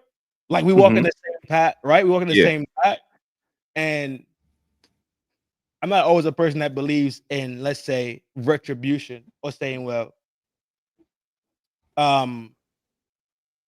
because I've done this, now that washes away my sins that I've committed. I don't. Indeed. No, I appreciate that. Really, Appreciate that. you have to really believe it. You dig it? You have to Mhm. really walk that Yeah. line.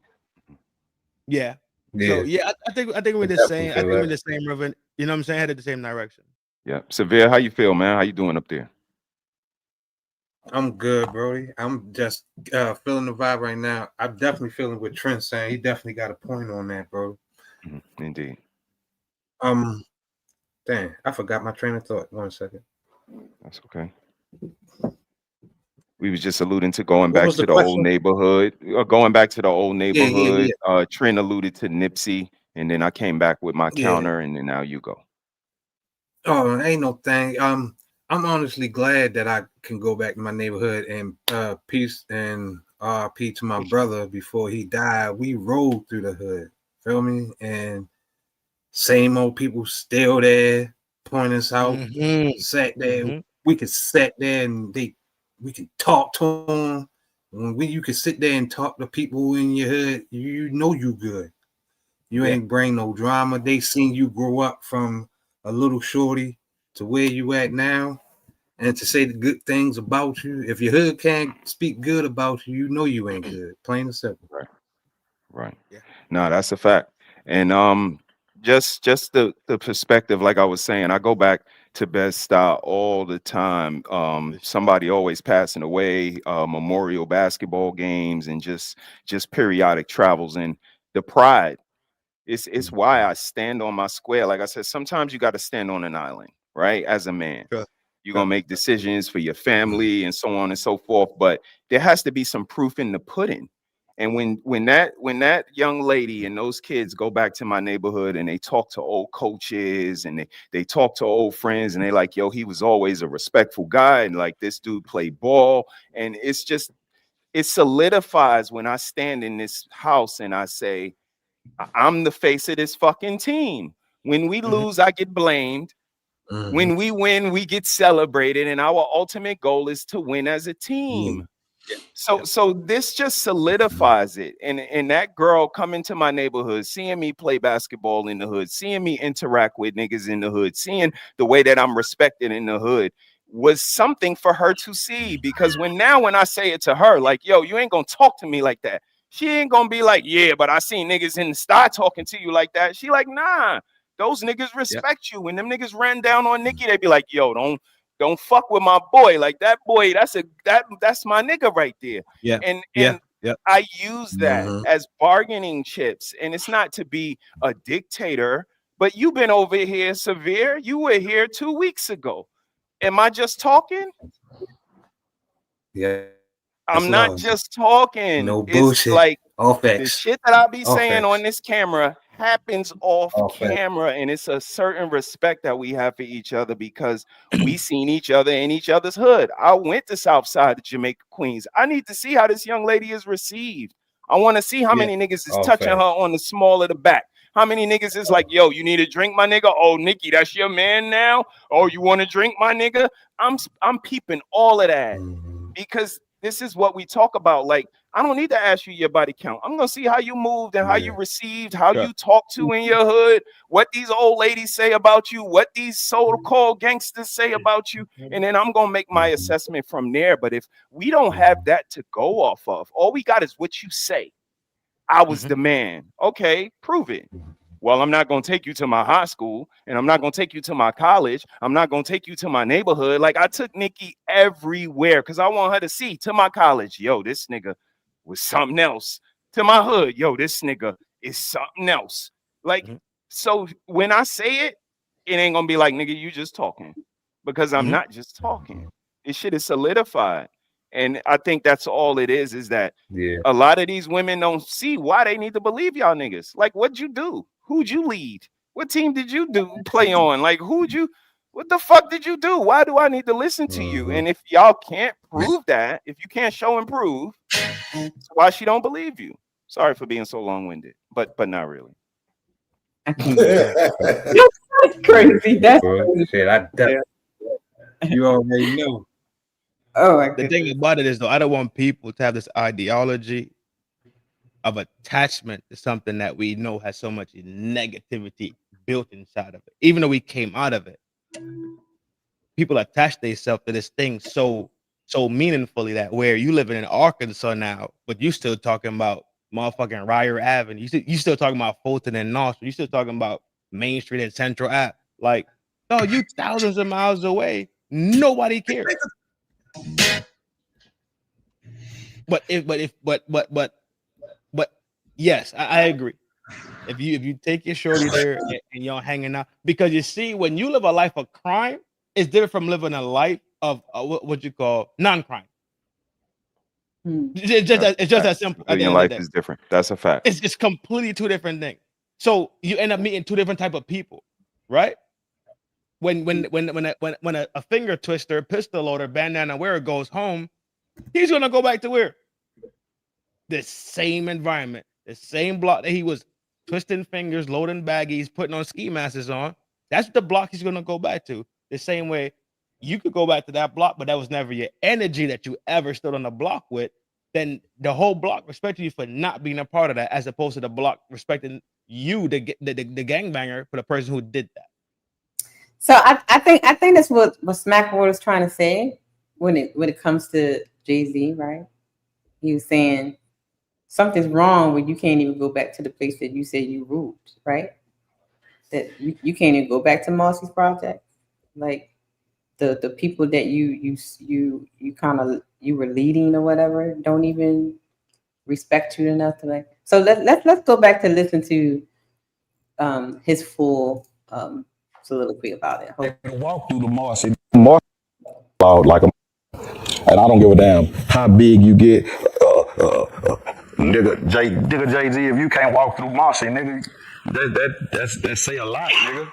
You should be able to walk through the Marcy. Marcy should embrace you and we wish it would. But if you can't, then that tells me everything. You ain't been keeping it 100 with your community.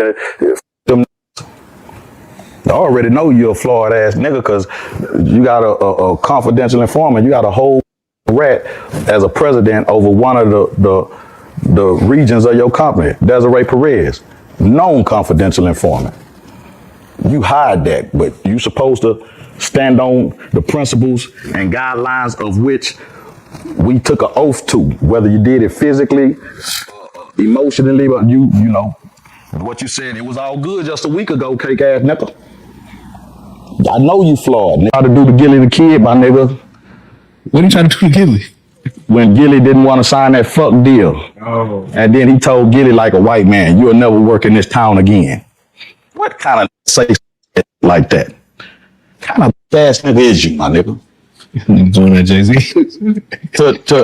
to tell another black man to stop another black man from trying to eat because he don't want to accept a term of negotiation that you trying to offer him, my nigga. That come from the same struggle, same conditions as you. But you would try to, oh, it's just business. Is it, my? Is it just business? Whose business? What kind of business? Where did you learn those business practices from, my? Why are you so okay with that? It's a lot of you got to start questioning about, man. You also tried that with La Russell too, before I forget. But one of the biggest problems I got with is, as long as we broke, we ready to kill for each other. Man, what? But as soon as we get some money, we want to kill each other. Listen to that again. Crazy as ever. As long as we starving, that's my kill each other. Says, can you run it back? As long as we, you also tried that with La Russell too, before I forget. But one of the biggest problems I got with is, as long as we broke, we ready to kill for each other. Man, what? But as soon as we get some money, we want to kill each other. Crazy as shit ever. As long as we starving, that's my. As soon as we get some money, you been a ass nigga. Been a ass nigga. If he's been a ass nigga, yet you still with him, what the fuck does that make you, my? So many of you do that. Like y'all exposing that you with for 20 years. But yet that was your for 20 years, my nigga. What does that say about your character? You think you doing some live shit, but the whole while a real nigga vision, my nigga, that shit don't get past me, my nigga. That's flawed behavior, my nigga. Flawed behavior. Bars. What do y'all think about what he had to say? When he said that, I was like, wow. They wanna you when you're broke, when you don't have anything, but then as soon as you get it, that's when they're ready to kill you. Thoughts, guys? Yeah, take what you get. Yeah, that's crazy. Straight bars, man. Bean, Trin, anybody? Go ahead. A person. Oh yeah, person you know I'm always trying to let everybody else go first, cause I'm like nights like this. I wish I'm that guy. I'm Eddie Kane, you know. Let's go. Let's go. No, he confused me a little bit. He said some things in there that I thought was like, you know, eye-opening. But if the first part was right, where he was like kind of dissing Jay-Z, right? Yeah. But then in the end, he used the same example of what he was doing to check the nigga that's doing it. He said, how you gonna say he this, he that, he been this, he been that, but you still fucking with him? But okay, maybe he not messing or fucking with Jay-Z, but you're doing the same thing. He got the money and now you're carrying the gun. Let me put some context to it. So I believe he was referring to when they was asking him the questions about, you know, the guy Gene Deal, the one that's and stuff. So what he's saying is, for 20-something years or however years you've been working with this nigga, you've been with this nigga, and all of a sudden now when he's down there, all of a sudden you want to expose him. That's what he was saying. He wasn't. That's what he was saying to that part. I had to clip it out because I didn't want it to be too long. It was like 30 minutes. Yeah, no, I get that. Yeah. So I'm just like, that's kind of confusing. Yeah. So he wasn't referring to Jay-Z on that part, but he was referring to like when you down, you're good, but then when a person is up, then all of a sudden you want to be the backstabber or the murderer. And then, you know, like in the case of a lot of people that all of a sudden they're coming out with books and things when people are in trouble, but you were just cool with that person a few minutes ago. So. Well, it's not, to be honest with you, though. Go ahead. I like to deal in majority and minority, right? So it's hard for me to say whether the majority of the situations where, like when he talk about not being able to go back home, it's hard for me to say whether or not the majority of the situations is going to be you know, you not really the guy like that, versus it being, yo, it's still wolves where you came from. You know what I'm saying? Like what you want people to do. It's a whole nother generation of people there.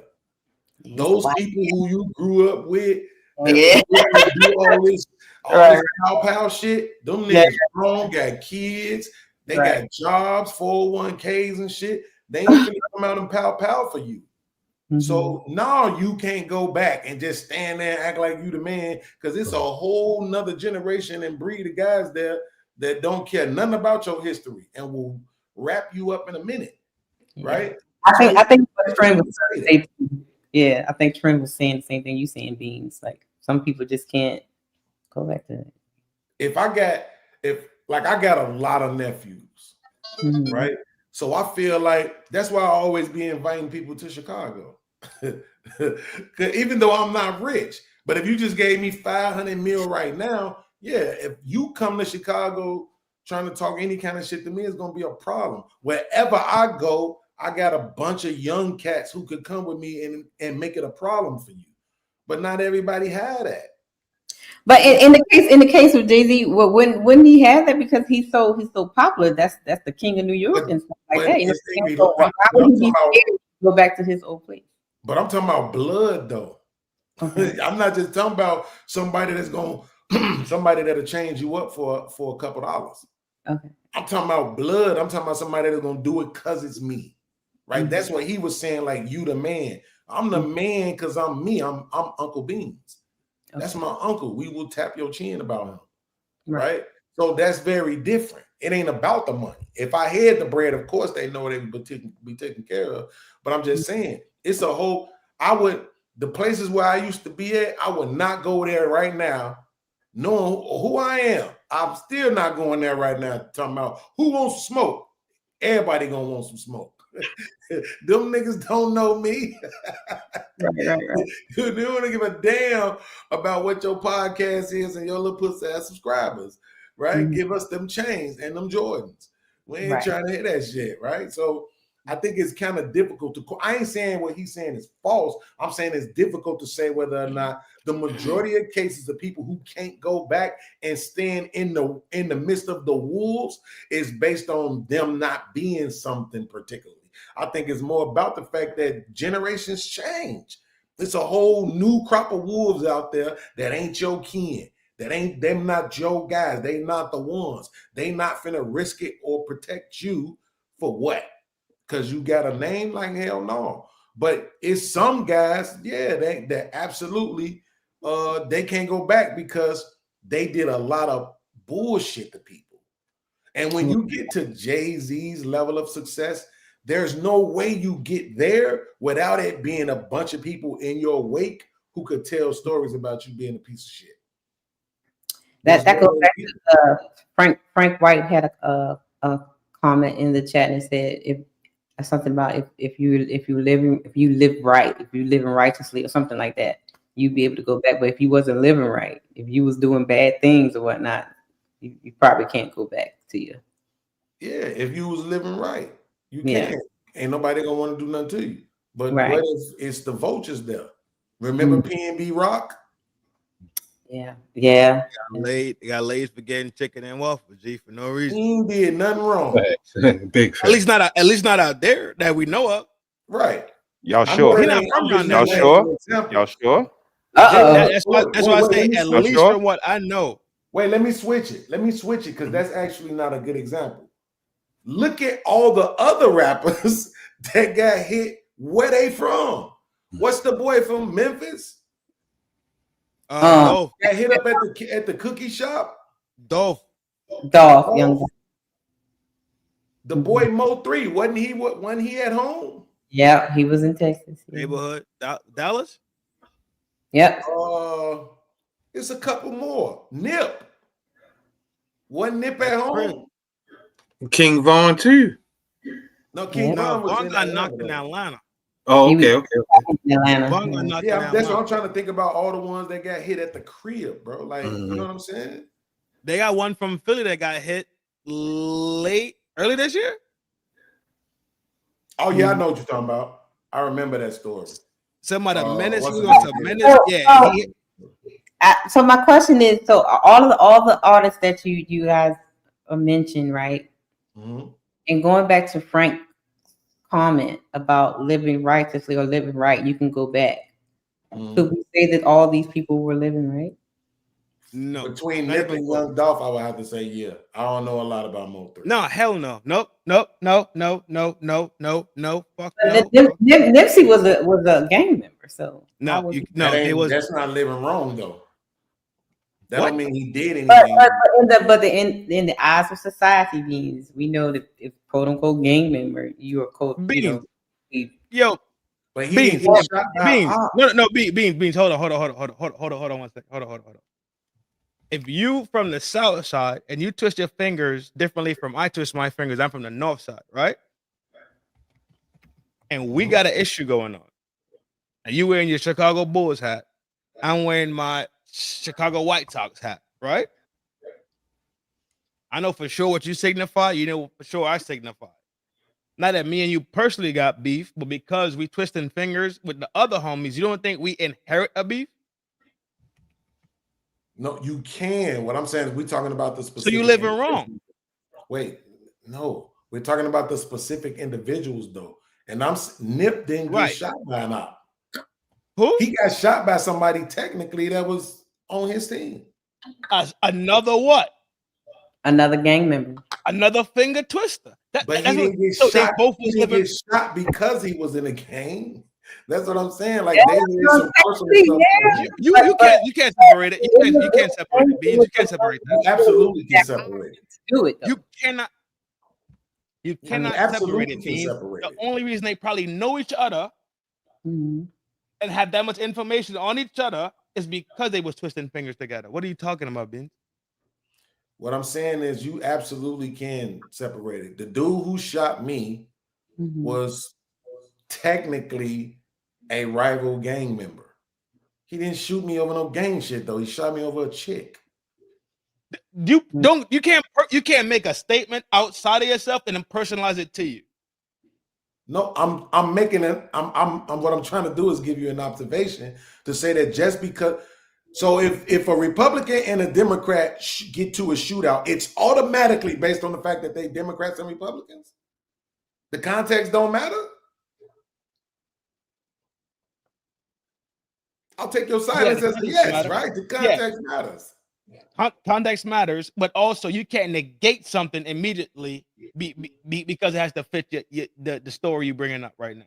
No, what I'm they saying were is gangbangers that doing gangbanger What I'm activity. saying is that what happened to Nip didn't have any. Well, I can't say it didn't have anything to do with the gang because it did have something to do with the gang. That's what I'm saying. Yeah, that's all I'm saying. But it wasn't That's all I'm saying. opposition. Is my point. It wasn't like, oh, you this gang, I'm that gang, so let me shoot you. It wasn't like he did something to somebody. He didn't do something to somebody. Right? The dude just didn't like how he was being treated because of who That's he a reach was. though, because you don't know what Nip did 4 years ago. That buddy was probably clutching in his stomach and holding close to his chest and saw the opportunity. We don't know. All we know is, but do you know? That's what I'm saying. We don't know. That's why I put it in the don't know category. But we have a story, so I'm going off the one that's been told, right? So We don't have the internal workings of the rolling 60s. I'm sorry? We don't have the internal workings and the politics of the rolling 60s within the rolling 60s. But I'm not. What I'm saying is this: I'm not going to play that game. We have a story. That's the one I'm going off of. And so, based off that story, what I'm saying is, Nip didn't do anything to him. You don't Nip know was that. saying, That's the unknown part. That's the unknown part. You crazy as cheese. That's the unknown part because that'll be rolling 60s politics. But why would we deal with that though? That makes no sense. That's guessing. That's guesswork. Why would we want to spend our time? You just guessed too to say he didn't do nothing to him. Because he didn't. That's what I'm saying. Even by the dude's own testimony, he didn't. All that was just, hey man, this dude, he didn't like how he was being treated based off of him and who he was. He was supposed to be a snitch. And so people treat snitches a certain way. They distance themselves from him. They ostracize him. And he didn't like being ostracized, so he chose violence. That's the story. If that's allowed, it's a lot more people to take your violence out on other than somebody who's trying to be productive in the neighborhood, right? I'm sorry, say that one more time. So if I'm being ostracized by my clique, right? My set. Mm-hmm. And I choose to, let's see, you know what? I'm choosing violence. I'm wilding out this weekend. Mm-hmm. Why would I go hit the person that's actually doing positivity instead of hitting somebody I knew just took a ride last night and put on a bandana? I don't know. It don't make sense. That's what I'm saying. The I don't know factors exist all true out of it. So for you to say I'm not gonna waste my time trying to make up something. I'd rather be wrong about what they told me than making up something. I don't know nothing. I just rather leave it alone. I just rather leave it alone and say I don't know. All I know, but that's, to me, I think that's not beneficial to the conversation. What's beneficial to the conversation is to use the information that we have at hand. And I'm saying this dude, apparently, nobody else ain't came in out of nowhere and said, nah, Nip was a fuck nigga. Nobody, right? Ain't said that shit. Where somebody like Jay got 30 niggas saying you a fuck nigga. Right. Yeah. You see what I'm saying? Gotcha. And I'm not even just talking about the niggas who felt like he left them in the hood. I'm really talking about the business deals that people got fucked over doing business with Jay. You see what I'm saying? That to me is kind of more important than these niggas from the hood probably feel like you got left behind. You know what I'm saying? You again with Young Dolph. Nobody, not that I've seen it, came out and was like, man, nah, he was really a fuck nigga though.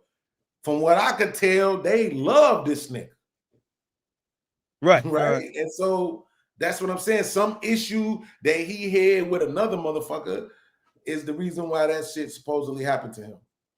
Right, but it's all ignorant, dumb shit at the end of the day. Agreed. But so why would you submerge yourself? Tell nobody what to shoot over. You can't submerge yourself in the same chaos that you possibly helped create. So if you want to help the chaos that you created, you could step back from it and say, you know what, dog, I'm guilty as fuck about what the fuck I did out here. Because what we talking about fuckery. We're not talking about no positive shit. Gangbanging, trap. Huh? What isn't fuckery? What like? is Do it? you have any? Do you have any political affiliations? My political affiliation? Do you have any? Are you Republican, Democrat?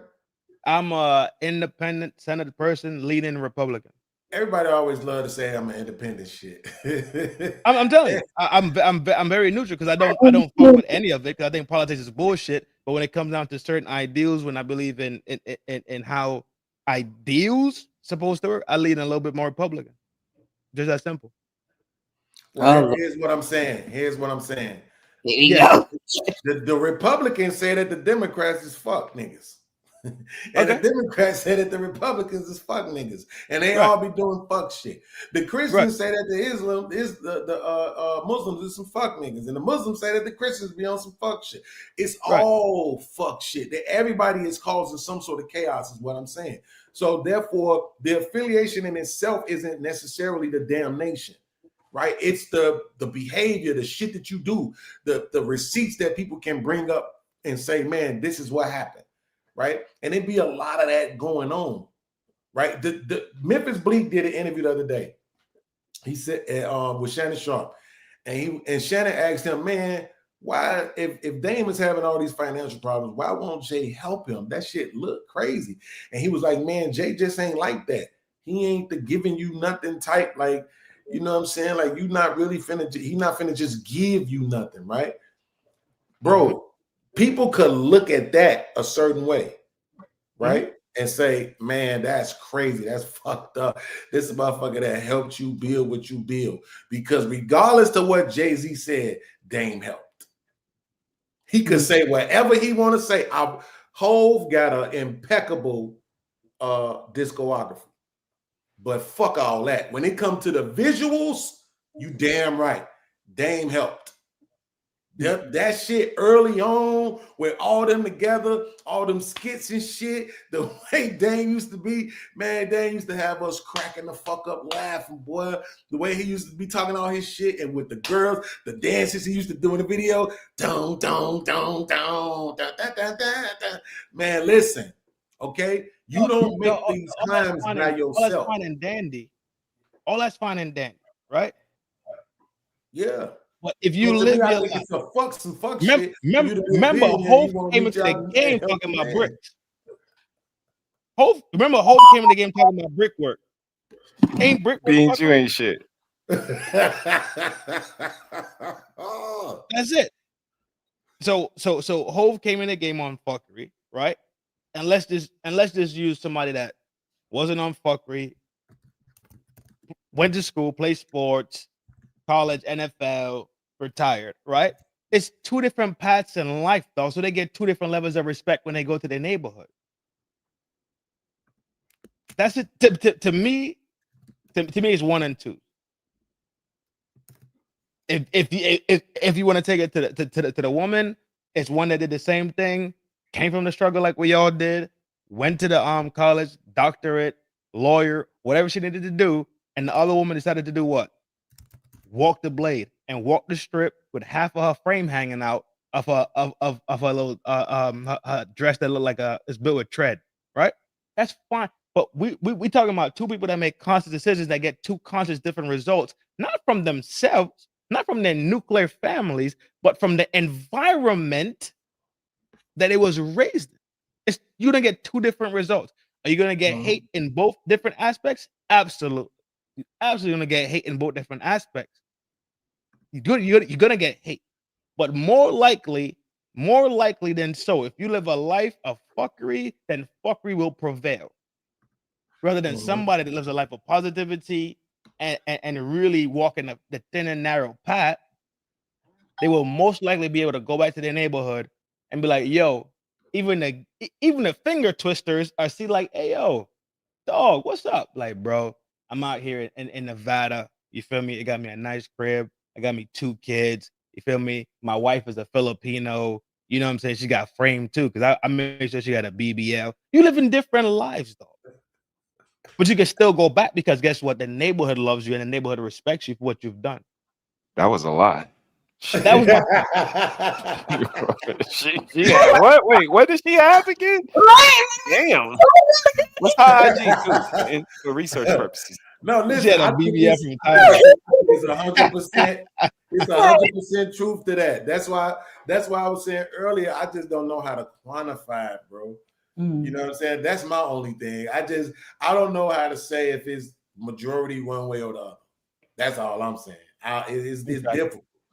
You know what I'm saying? Because whatever neighborhood I used to be in, I can go back to those neighborhoods, and if anybody does anything to me, it ain't gonna be because of some shit I did before. Because I ain't did nothing to no damn body. And that's great, and that's good. And if I'm not mistaken, that's what he said he aligned himself with also, right? But at the same time, you can reach your hand pretty much. If you extend your hand, you probably touch your cousin, your brother, your daddy, and your uncle that did not make the same decision that you did, that can't probably do what you do, that don't get the same love and respect that you do, because everybody makes decisions in life, G. And the decision that you make today affect the results and the outcomes of tomorrow. You got a point. Do y'all think being a man now is considered offensive? That's crazy. That question even exists is fucking wild. crazy. That's wild. The fact that you even gotta ask it, like that's crazy. On the gang.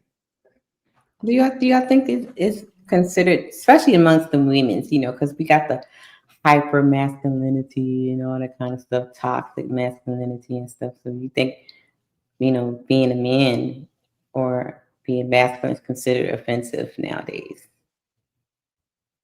especially with the women, because y'all toxic if you raise your voice. Overall, I would have to say yes. Overall, again, if you're unapologetically, if you kind of are a unique type of a man that stands on your square, I think it is offensive. Tone, approach, demeanor, decorum, all of those things could rub somebody the wrong way. And I think we rub somebody the wrong way no matter what you try to do, but particularly being a masculine man in 2025, yeah, I would consider it offensive. Beans, Trin, y'all think?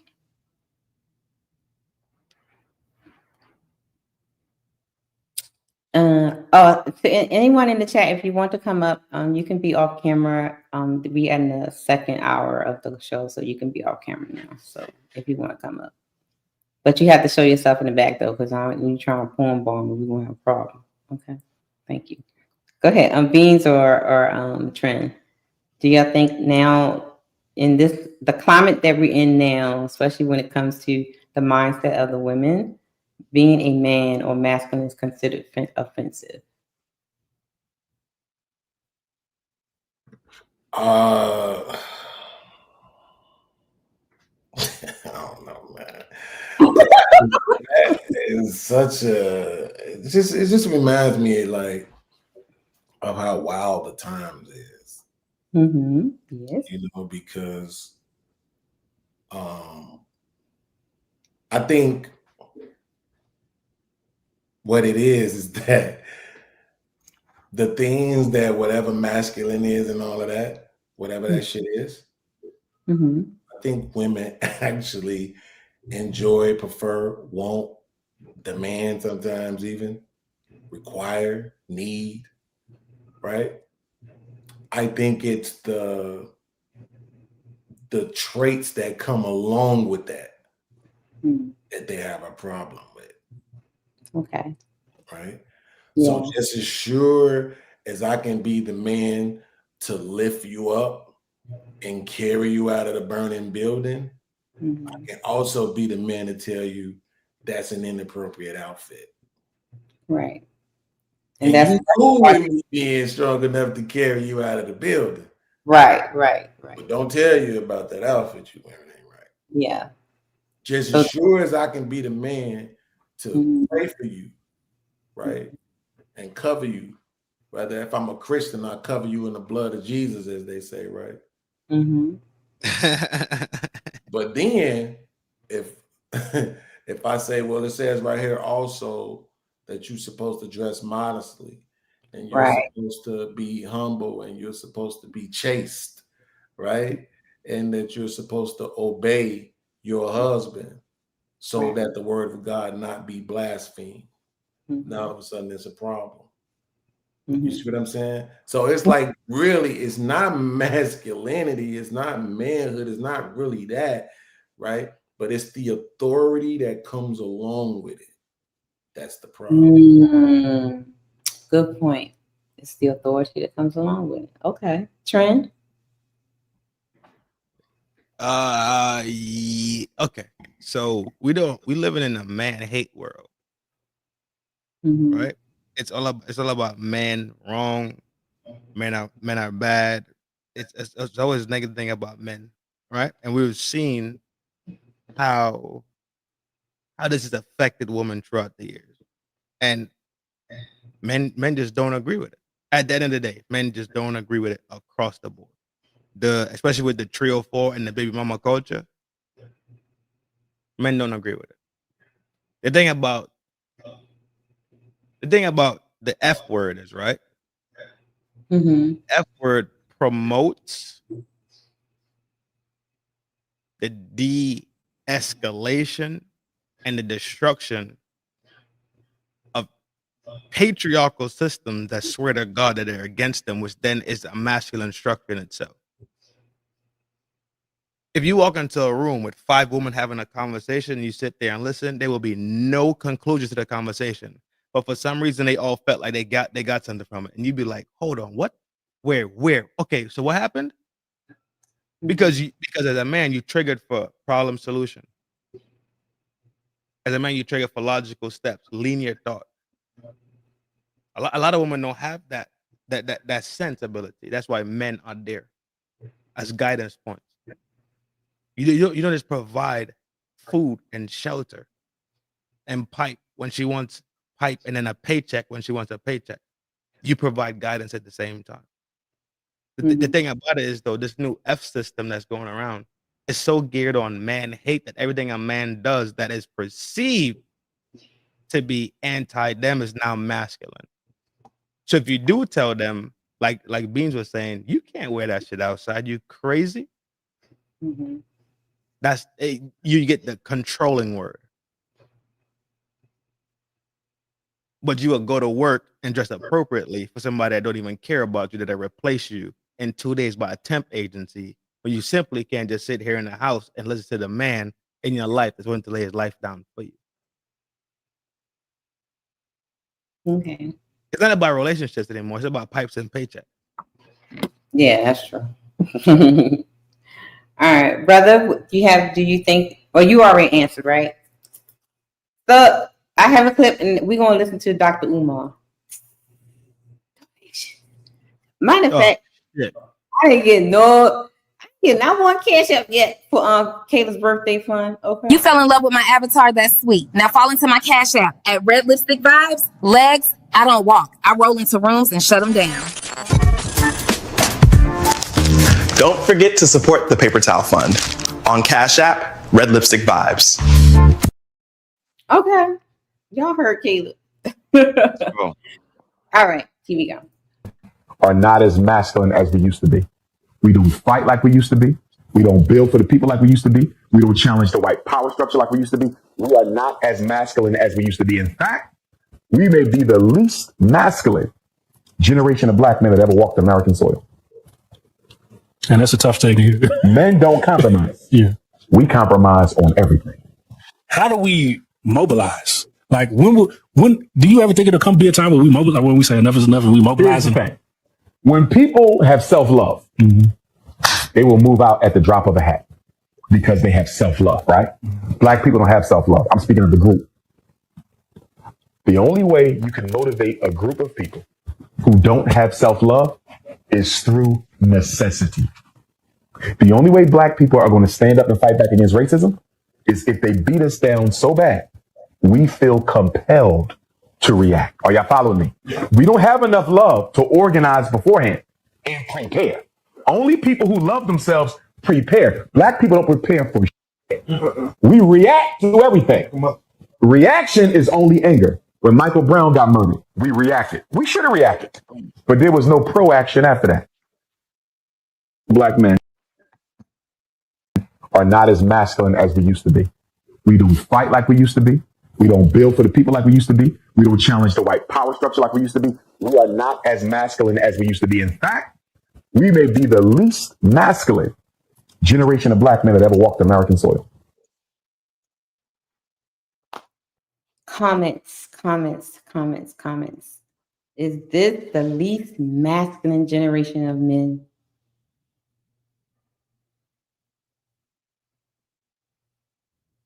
Bean, stop laughing.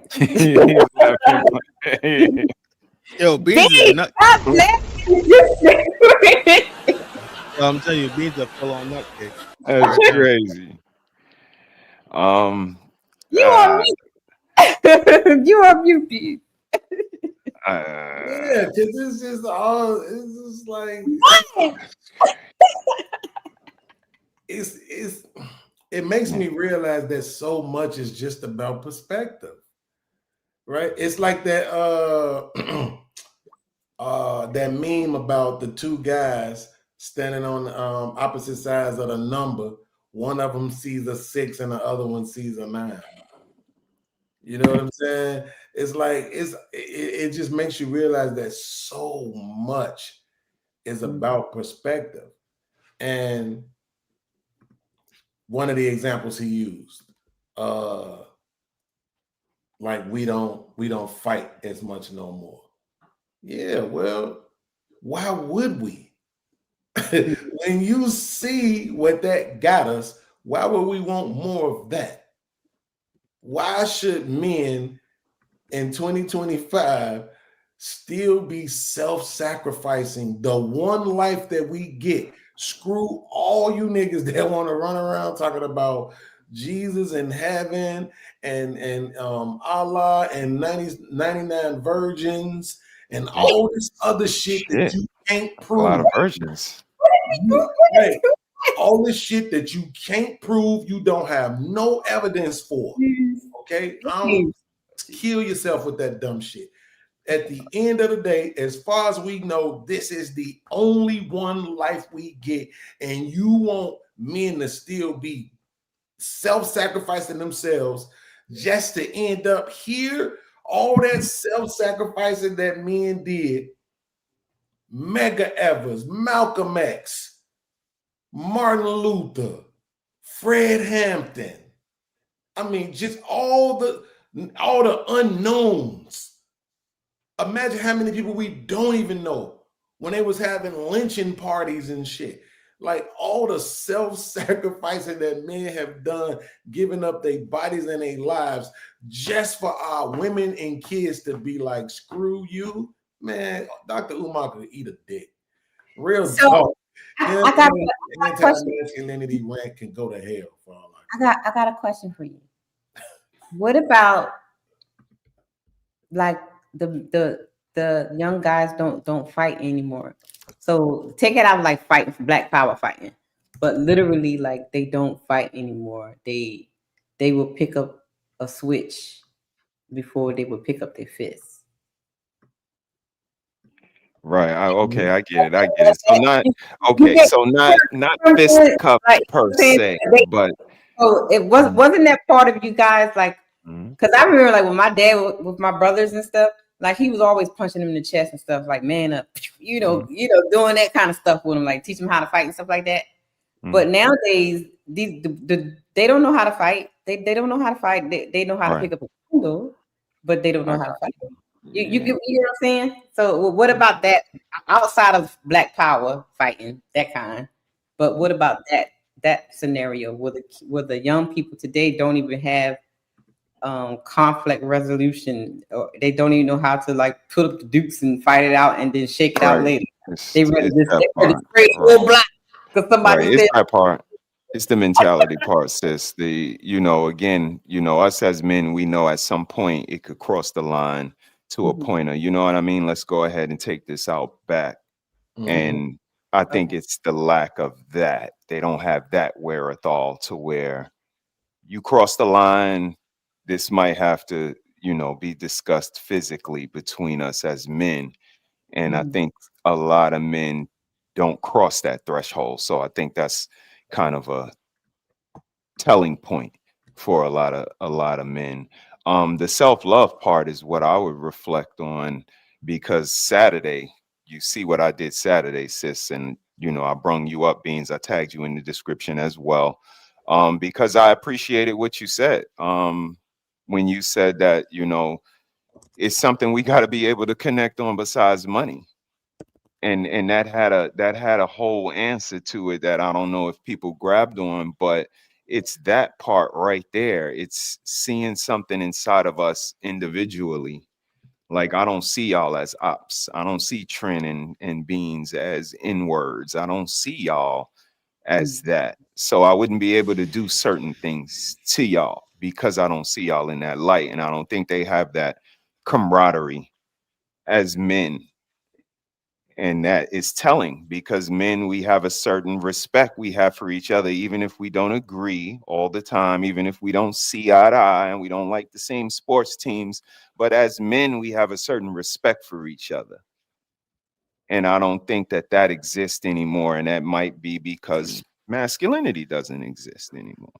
Damn. I was about to ask that question. Does masculinity actually exist now? Or can we say, I wrote it down here. Here we go. Do you think younger men are rejecting masculinity or redefining it?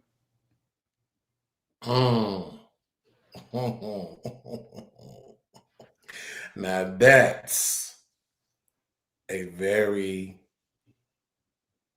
let me use a good word. Prolific, is that a good word? I think it's that, and I think it's applicable as well for the times we living in. I think that's very applicable. Yo, Beans is a I'll take it. nutcase, bro. But yeah, He said, it's cool. catch 22. He They said, might catch be 22. out now. Is that correct? Time for Gets Beans people shit. going. Beans know what the fuck he be doing, bro. Okay, yeah, prolific means producing much fruit. So I think there's a lot of fruit. That particular question. That question is. What do y'all think? Because I think it is a lot of redefining going on, to be honest with you. Because I seen this video earlier. I seen like a few seconds of it, but it's that new cat that just went viral. Because YouTube is racist. What's his name? The Ask Your Brother podcast. Oh, factual. Yeah. So he was doing the show. I can't remember who, if it was he was on somebody else's show, if it was his show. But he was doing the show and he was talking about masculinity and masculinity being under attack and different things like that, right? But it's coming from the perspective of him being masculine. And he is everything but masculine to me. Lord right? Jesus. But I'm saying that's just based on the Neanderthalic You know what I'm saying? My mirror. Wait a minute. He said Neanderthalic. That's Yeah, it's just my crazy. Neanderthalic impression of like Matt. To me, you can't be like, and so, but you have to understand Oh, He does that. implications of the all right. metaphorical analysis, and when you reduce it to the like, that's not I masculine. haven't really watched him, so I don't know his. So he's doing those kind of manners. Yeah, it's very given. Oh, damn. Whatever you want to say, except for masculinity. So I'm just saying. Now he be kicking some facts, but it ain't like he's saying nothing new either. But I'm just saying though, and I'm not hating. I am hating a little bit, but because that he had a meteoric rise, right? But I'm just saying, you in conversation right now, if he was watching this and he hit the link, you think he would come up here and say, "I'm not masculine." He believes he is masculine, and he might kick a nigga ass. We don't know. He might know some jujitsu ass shit, beat your ass. You never know. All that nice shit might be because, hey, I'm professional, I'm this, I'm that. But once you like this one video where the dude was gay, and he was like, "Oh, so that's what you want to do? You want to treat me like a man? I told you I was a woman. Well, the man is here now, right?" That shit was funny. Right? So it might be like that. He might be all this little, super. They used to say the same thing about Kevin. Yeah. Right. So I'm just saying, like, I think it is a lot of redefining going on. And I think that's uncomfortable for the majority of us men. You know what I'm saying? We know it's a lot of redefining going on the woman's side, which I think if women, this is what I don't get. I'm going to be honest with y'all. This is what I don't get. I don't get why women aren't more offended by the redefining of women, of what a woman is that's going on. Honestly. They the ones ushered it in, Beans. Right. Oh, well, there it is then. What are you talking about? Like we weren't in line with the gay guys in the 80s and in the 90s hanging around. We were ready to chase their asses out of here. And it was the girls like, leave them alone, let them rock. And y'all where we are. Yeah. Equality for all, Beans. Equality for all. Okay. Yeah. True. That's true. And I'm just saying though, like it is some redefining going on, and that might be okay. It's just that I don't think it has to be we're redefining masculinity, right? I don't think it has to necessarily be masculinity that you're redefining. You could say we're redefining how we present as men, and that's cool. You know what I'm saying? Versus it just being this masculinity thing, because I think that's just what it is. I seen a comedian say, I think it was a comedian, he said, if it's a fire, do you want the fireman to come in and be like, "Oh my God, I don't know what to do," right? Looking around, being passive and shit, not doing nothing? Or do you want them coming in, kicking the doors, grabbing folks, you know what I'm saying, carrying us out the goddamn building, right? So I think I think just masculinity, I think that's a cop out. I think, just for whatever their agenda is, I don't think it's masculinity that they might necessarily be redefining. But the presentation of a man, absolutely. But Beans, they have the young YNs in skirts, but they got switches and Dracos. Right, but see, that's what it's like once you start doing certain stuff, think about like this. So let's take the drag queens, right? So you take this man and then you present him as a woman. At that point, he's not presenting masculinity. Nobody could make the argument that he's redefining masculinity. No, you're presenting as a woman now. If anything, you would be redefining what a woman presents like. You see what I'm saying? It wouldn't be redefining masculinity. You choosing to do some shit, don't redefine the word. I'm sorry. Right. No, this is what it is. You can do what you want to do. That's like, they're calling us cis women. Like, bitch, I'm a woman. I ain't no cis woman. Right. Talking about I am a woman. What's the heck is a cis woman? That shit is so dumb. That is crazy. Did they even explain what the term Something they made up, child. Yeah, that shit. I mean, again, I think it comes sissy, with the attempt to redefine these terms. You played a clip earlier, and the men were called what? Fragile? Fragile masculinity. Because it's trying to be redefined. Because if you don't like a trans, they're going to define your masculinity as phobic or less than because you didn't give X a chance. And somebody put in the chat, perception is reality or opposite. I was looking It's a for big it. I part of cannot reality. Yeah. find it. But I believe perception is greater than reality in 2025. Like being said, this man might be masculine all he want to be. He could have a wife and a dog and a picket fence, but the way he presents, what I perceive from what he presents is something different. And I think that has a lot to do with the way masculinity is under attack because it's popular consensus. It's way easier to do so.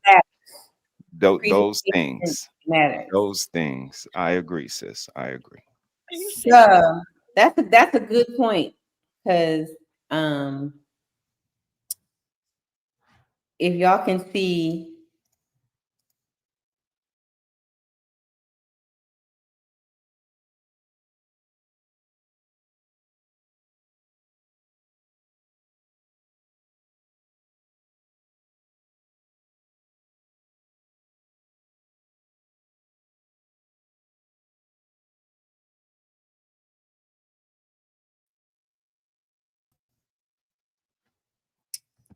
We're about to talk about that. Okay. Because men are giving their man card away for fortune and fame. What are y'all thoughts about that? I put a poll in the community post, right? And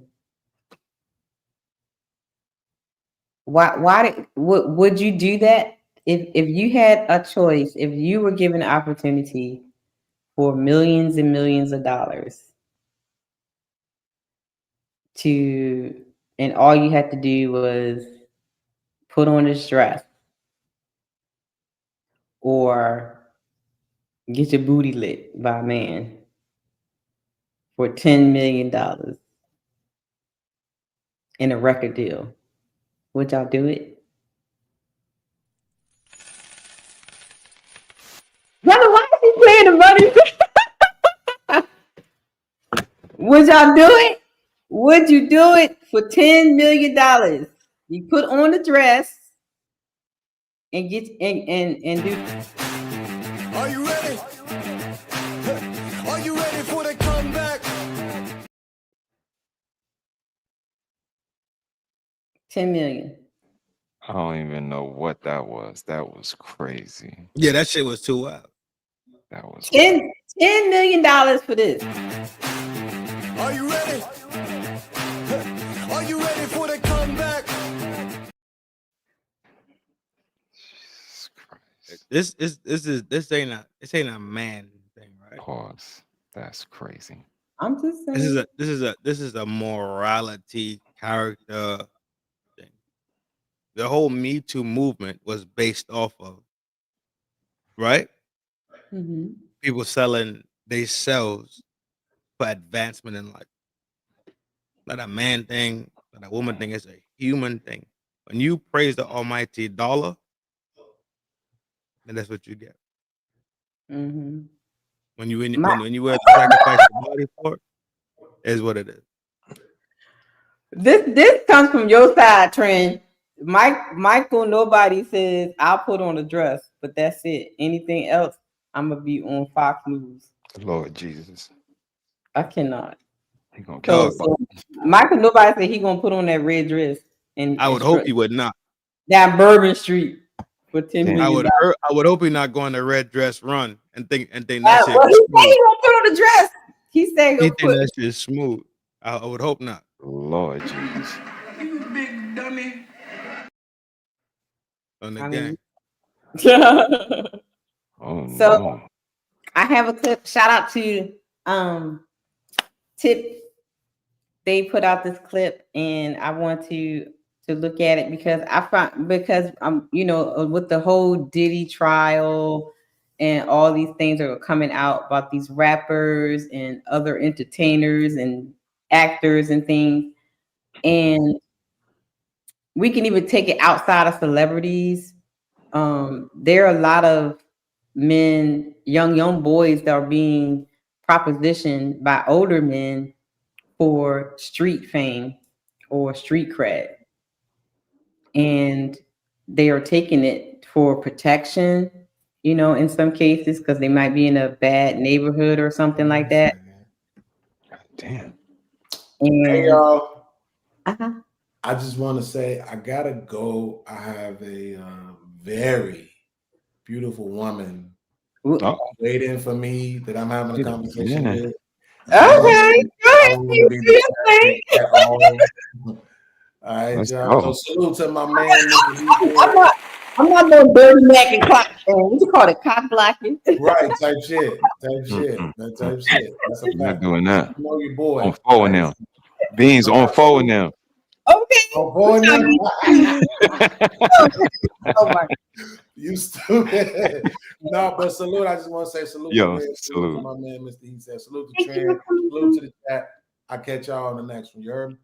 Salute, Peace, bro. Beans. Be safe out there. Yeah. Appreciate you. No doubt, no doubt. So they're being propositioned for protection, for things, for street cred and stuff like that. Because shout out to 2K. 2K, he did an expose on he called them Dookie Demons. Lord Jesus. God damn it. 2K, he called Yes. Dookie Demons. And they're like gang members. They're supposedly gang members, right? But they are actually on the, you know, the deal or whatever, on download or whatever, and they do that because, you know, it's street cred, it's protection, it's money, they're in the drug game or whatever. So it's not just in the celebrity world, it's in the regular life as well, that men are being propositioned for certain things to give up their man card, right? So let's look at the clip real quick, and then we can talk about it. Talented enough. Don't say it motherfucking ain't got what it takes, or we having this audition process with all these people. We gonna take the best person. Just say you taking who's fucking, if that's what it is. And then the other thing was they wanted me to push this rainbow stuff. I said, I don't care what you guys do with yourselves. That's your business. But I'm not going to push it. So then they kept trying to sabotage me. So let's stop right there. Do you guys think, well, it's not what it's obvious.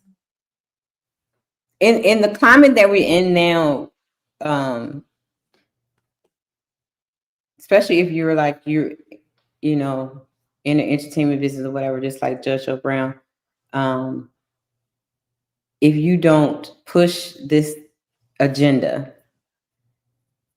you automatically start to get canceled.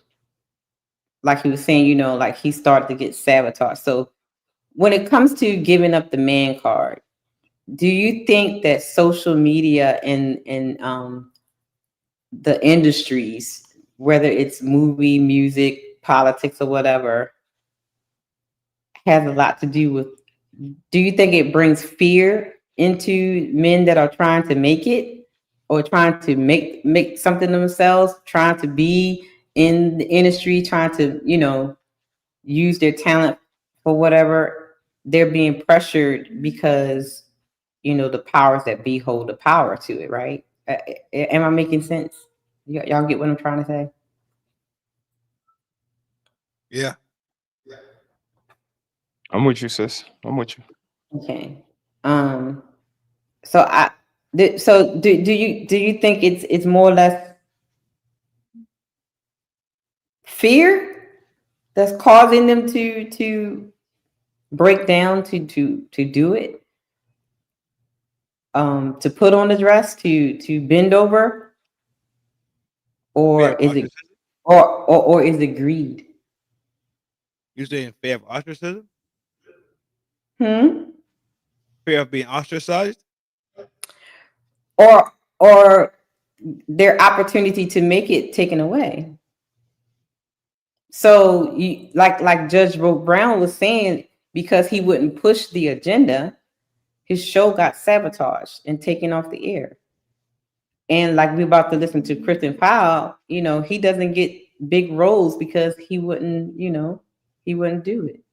So could it be fear that keep men giving away their man card, or could it be they're just being, greedy, like I can't, or lazy? Yeah. No, it's greed. It's greed because it's the opportunity in it, sis. They're being opportunistic. In my head, I don't know if I was making sense of that. Nah, that's why I said, I'm with you. Trin was with you as well.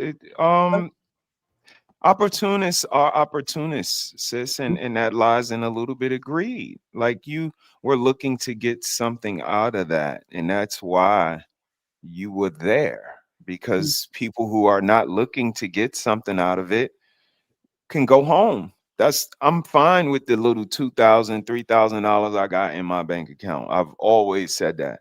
Watching losses fly past me and crime fly past me, and everybody's bank account kind of up and down and sporadic. And yeah, sometimes you got it and sometimes you don't. But you know what? I'm gonna go ahead and just kind of coast with this stability. Hold on for 1 second, brother. What is their name? Rondé. Stop spamming that shit in my chat, bitch. Oh, damn. What Rondé said? RK? You say it once, you don't have to say it 3 times. You talking about RK? No, this person, whoever the fuck. Stop spamming in my chat. Yeah, this shit weird as fuck. Like, because I will ban you, block you, and everything. Stop! Don't play with me. I am not in the mood tonight. Weird as fuck. Yeah, I promise you. Always got some left field take to talk about. Like, no, you want to talk about the fucking topic or no? Nope. I'm gonna be left field as fuck. You weird as shit, dog. Damn. Okay, I'm sorry, brother. No, you smooth. I'm irritated. I don't know what tonight. That's all right. I've been tracking it. Yeah, like, I didn't even bother me right now. Look, I've been tracking it the whole night. I've been tracking this motherfucker the whole night. Saying the weirdest stuff and then just the weird shit for no reason. Because stop doing it. Yo, I don't know if they think that makes them cool or it makes them like the exponential factor or what. It's just so fucking weird. Attention. It's attention. Well, you're about to get the wrong attention today. Okay. Right. I'm very weird shit. I'm very calm and demure. Tonight is not the night. Okay. I don't feel good. Okay. But yeah, I just think they're very opportunistic, sis. And sometimes, you'll take whatever comes with that bag, like the shame, the humiliation, the physical hurt. I guess the money it's all worth it at the end of the day in their eyes at some point. But I think it's opportunity and them trying to capitalize off of it. And sometimes that's the price. And some people are willing to pay it. That's it. Yeah. That's it. Boom drop. I'm sorry. Excuse me for my outburst, but I'm very annoyed right now. I'm not feeling well today, so I'm not in the mood. I'm sorry. I apologize for my outburst, y'all. Take accountability for that. So let's play this. And okay, Ninth Ward. I mean, you know. Females come at me sideways as producers, it's a weird business. It's a lot of beautiful people. People get attracted to your look. Some people get attracted because they like dark-skinned guys. Some people like older guys. Some people like guys and girls have hit on me. So anybody that tries to groom, anybody that tries to persuade, I think that's wrong, and I think it's got to continually be stopped, no matter who does it. And I think that normal heterosexual men have a right to be publicly outraged if You have to be that way to make it. That is not fair. That is not good business. That is not just. If you have to be gay or get it in the booty or whatever you call it to go to another level, why is it not publicly stated? You give up your ability, your right to be in a man. That's correct. Good question. Good question. That's correct. Good question. I like. If they're gonna push that, then why not just put it out there? Because clearly you have men that will do it for fame or fortune or whatever. Why not be straightforward with it? Straightforward about selling your frame. No, what he's saying is, if that is the criteria, why not just say that that's the criteria? Why get someone in a vulnerable state and put them in a chokehold, so to speak, to make them choose Right. Either you let me bang on your frame, right, or you don't get the job, right? So pretty much you're using the power of position, right? Exactly. Which is which automatically against the law, right? To tell a man that has lived his whole life as a heterosexual man that if you let me bang on your frame, you guaranteed the next 10 summers you get blockbusters. And you get percentages. Damn. No, he didn't say that. So I don't agree with any of it. But simply it goes back to what we watched when the Me Too movement kicked off. Right. It's the same exact thing. Now, how society works is when a woman says it, everybody ears perks up. Everybody cares. People in Asia that's picking rice in rice fields start to care. Don't even know the name of these people. But all they gotta see is that it is a woman and the whole world cares. Let it be a man and the world be like, he get the F word, he get the B word, he get all these type of fucking discrimination points immediately when he should be supported. When the same support that was given to the woman should have been given to the man. Ain't no way, dog. He trying to grab my cheeks. We going at it, right? Right. Yeah. But if you could comprehend the same way the woman thought about it, why could you comprehend the same way that the man thought about it? In starvation and desperation, opportunities showed up. Can I live with this? Is this going to be a secret for the rest of my life? Am I okay with praying about this? It's all different type of scenarios that they give women this buffer room and this support and all this love and all this pats on the back about, which I completely understand. But should it be the same way for men? But we know that we live in a world where the world does not care about men. Right. That's why you don't hear about it. I'm sure it goes on possibly at the same rate in that demon house they call Hollywood. Right. Yeah. But everybody got a price. Yeah, and like I see a lot of, especially with the young guys that's trying to come out the hood, because everybody want to be a rapper, right?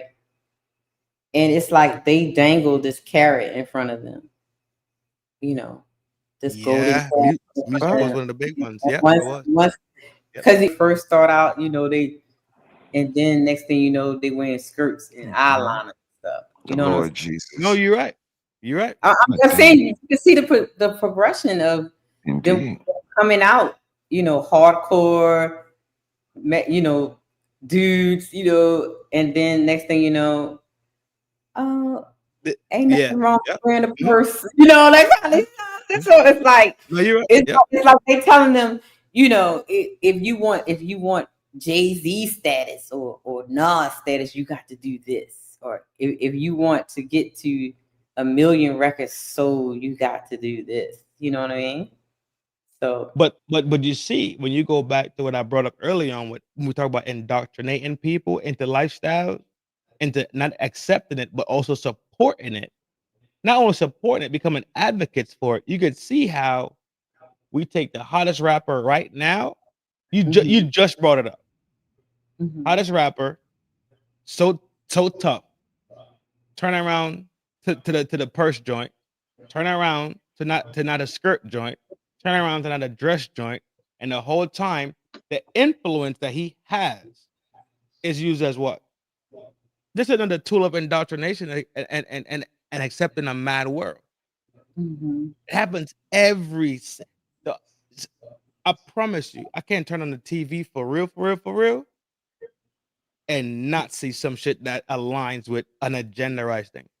I watched a movie with people laying bodies down. I can't remember it, but it's Charlize Theron, and they was like immortals.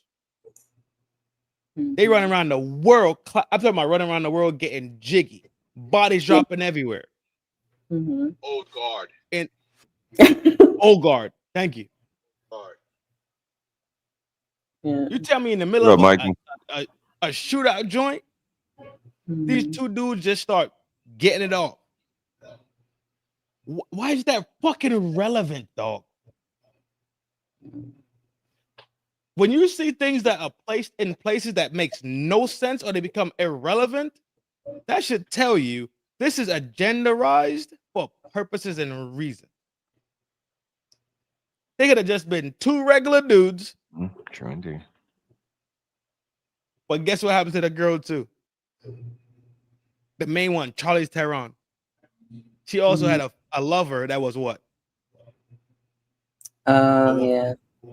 Well, see, that goes to where I was saying, like, you know, the media and the powers that be are pushing this agenda. Like even now, you know, got Elon Musk. What's his name? Elon Musk. He wants to ban Netflix for the trans cartoons for kids.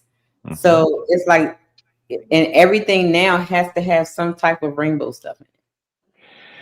So do you think the guys are under pressure to?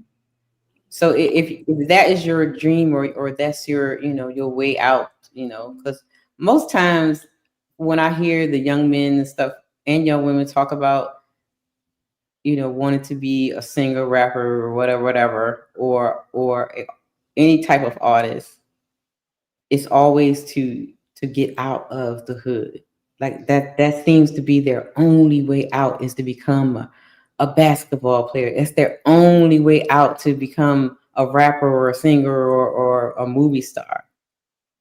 So I think because the powers that be know this is like the golden carrot for them, they dangle it in front of them so they can make them do anything that they want, because they feel like this is their only way out. Am I thinking? I hear what you're saying, but here's the thing. Do you know why basketball and rap is the choice of inner city kids to get out? I guess because that's what they seen, or Yep. that's It's not. Yep. No, it's not. It's not. It's not. Bullshit. It's because it don't cost Go nothing. It don't cost nothing, y'all. Basketball and rap don't cost nothing to get good at. All you gotta have is a basketball. And an imagination. If you want to be a football player, you got to get cleats and the pads and if you want to be golf or baseball, think about all the other ways to transition out. You got to get down with the program. You got to get the required equipment. You got to, those things, you don't need shit. That's why everyone wants to be it, because I'm like, all I got to do is just create something from on a piece of paper, like a song, with a beginning, a middle, an ending, and a meaning. And this is why we get so sensitive, because now songs don't have to have a meaning. That's what we're not mad that y'all making money. We mad that y'all ain't putting together no product that ain't got no sense to it. This shit don't got a beginning, a middle, a subject, a predicate. Shit don't got nothing. It's brr, brr, bow, bow, bow. That's 8 bars. That's crazy because we had to come up with double entendres, metaphors, similes to fit in the 8 bars, and then we were trying to think of shit to fit inside of it that makes it unique. Now they could just say bow, bow, bow, bow for 8 bars, and that's acceptable. That's crazy. So back to my initial answer, like the creativity it took, and the lack of resources that it took to transition from the hood to a mansion, that was what people were allured to. And it just becomes so abundant, and so many people, like you said, sis, are fighting for 7 to 11 jobs. It's just not realistic.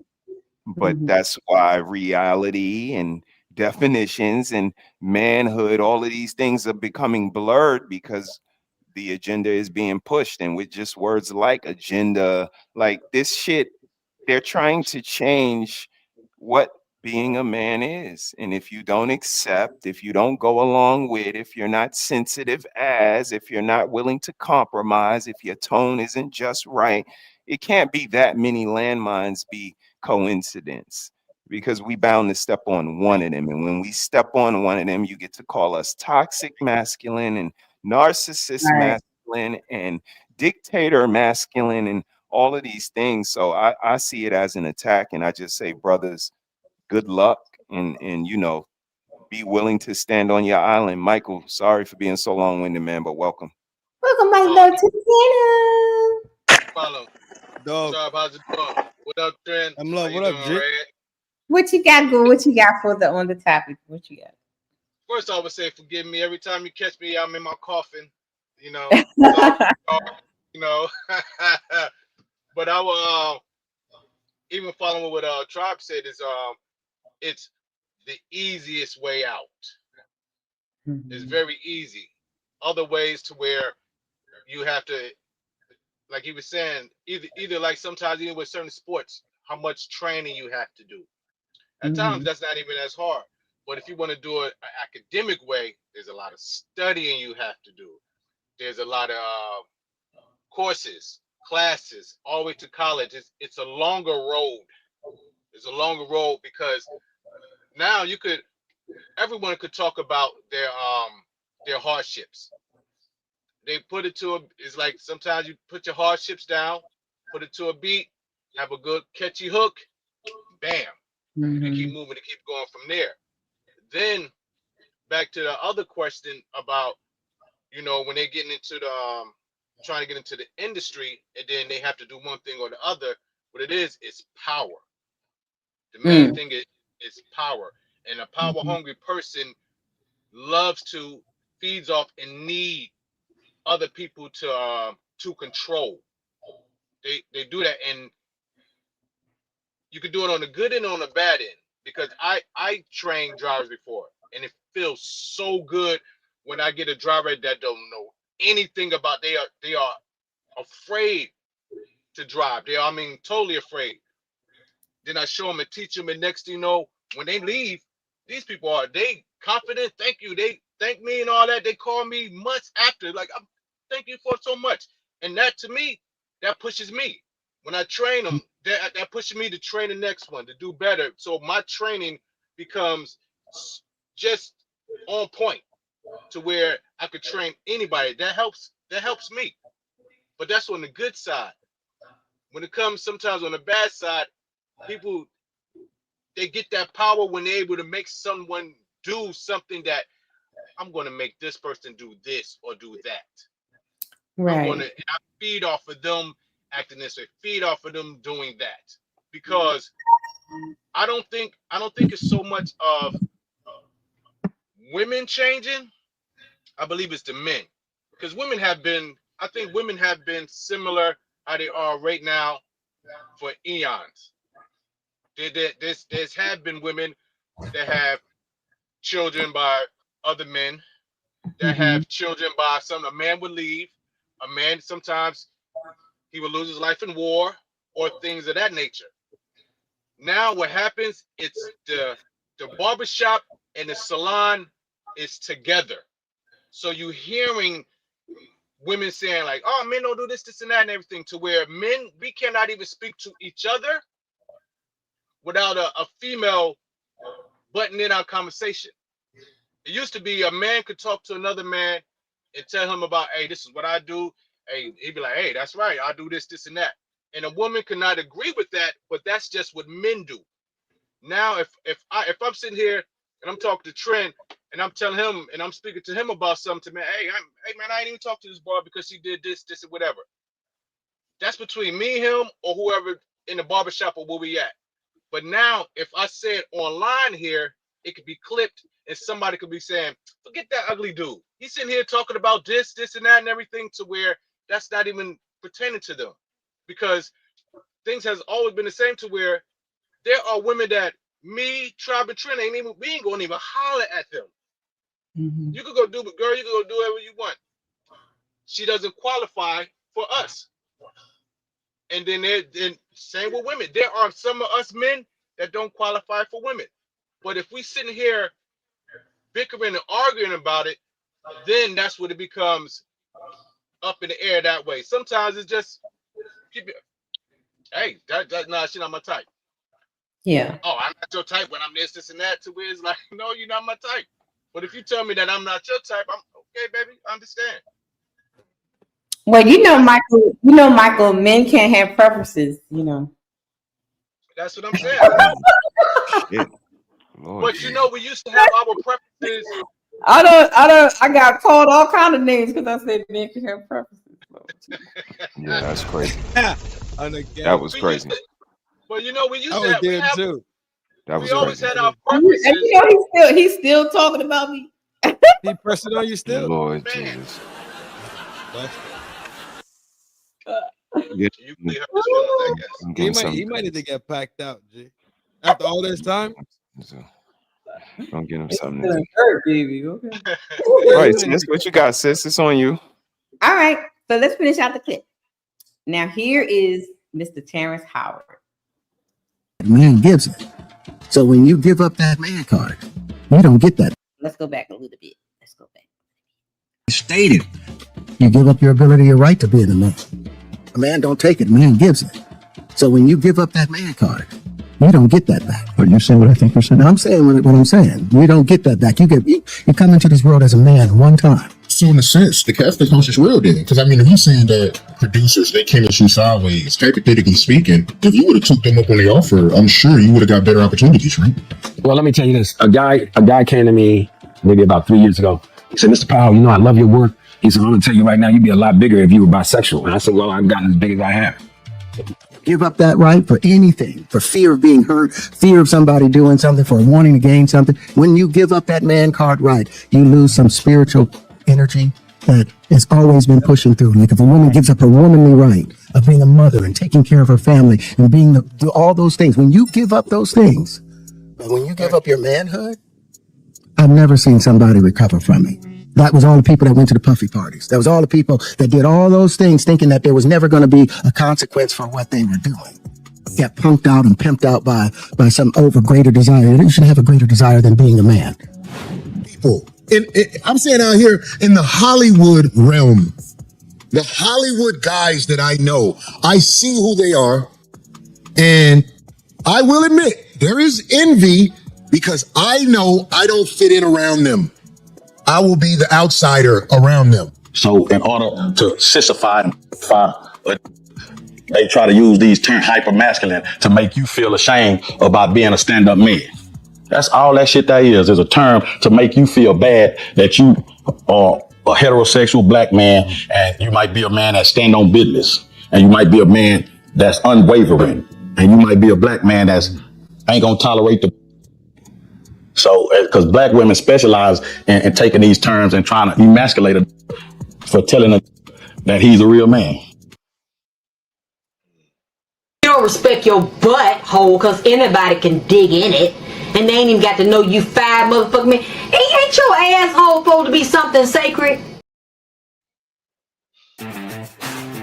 Are you ready? Are you ready?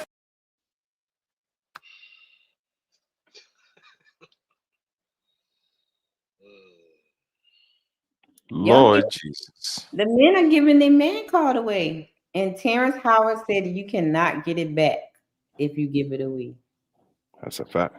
Men are giving up their masculinity for fortune and fame and money and protection and it's like and like we can even go get away from the celebrities again. When the young men or whatever, when the men go to jail and stuff, they give their man card away for protection in jail. Protection and protection on the streets. If you live in a bad neighborhood, shit, they're giving their man card away for that too, to be protected. So, what do you guys think about that? Like, it can that can they come back from that, or like Dr. Umar said, that's it. Mm-hmm. Damn. Yo. Mm-hmm. You got it, Trin. Look up when you get some time. Mm-hmm. Look how you build somebody with DID. Right? How do you create somebody that has DID? You have to fracture them. Fracture them all the way down. The best candidate is a child, but it can happen to anybody. When you research that and you comprehend that, these things gonna become real clear about why children and these things exist in them in things that they shouldn't even exist. Back to the adults.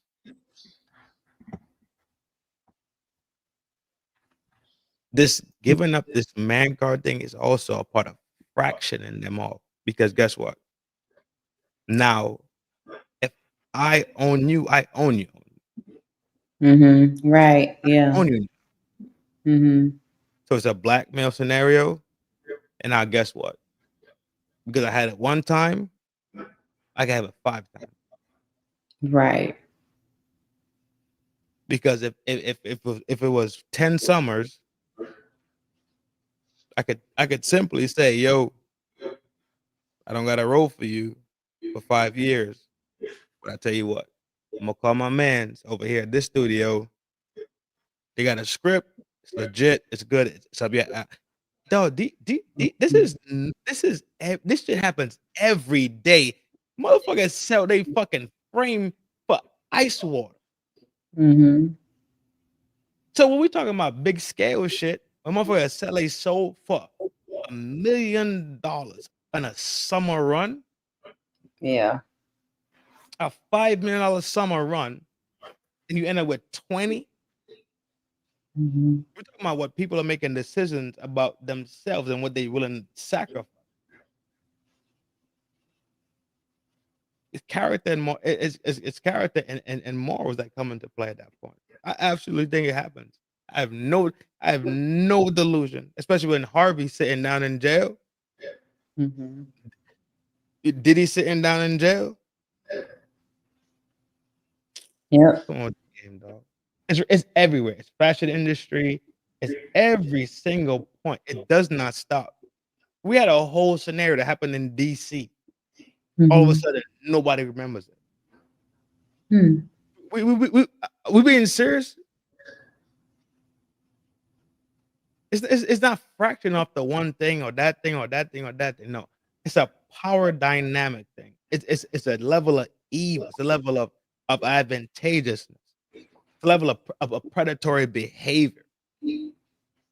And guess what? He who makes the gold can make the golden rule. So guess what you do? You subjugate yourself to the thing that you thought you would never subjugate yourself to. Mm-hmm. I'm out. Good. Mike, brother, anybody? Yeah, you got it, Michael. You got it. It seems like it comes all down to where peer pressure. Yeah, I was about to say that. If you are in an area to where all these people are at where you want to be at, especially when it comes to the entertainment world, and you see that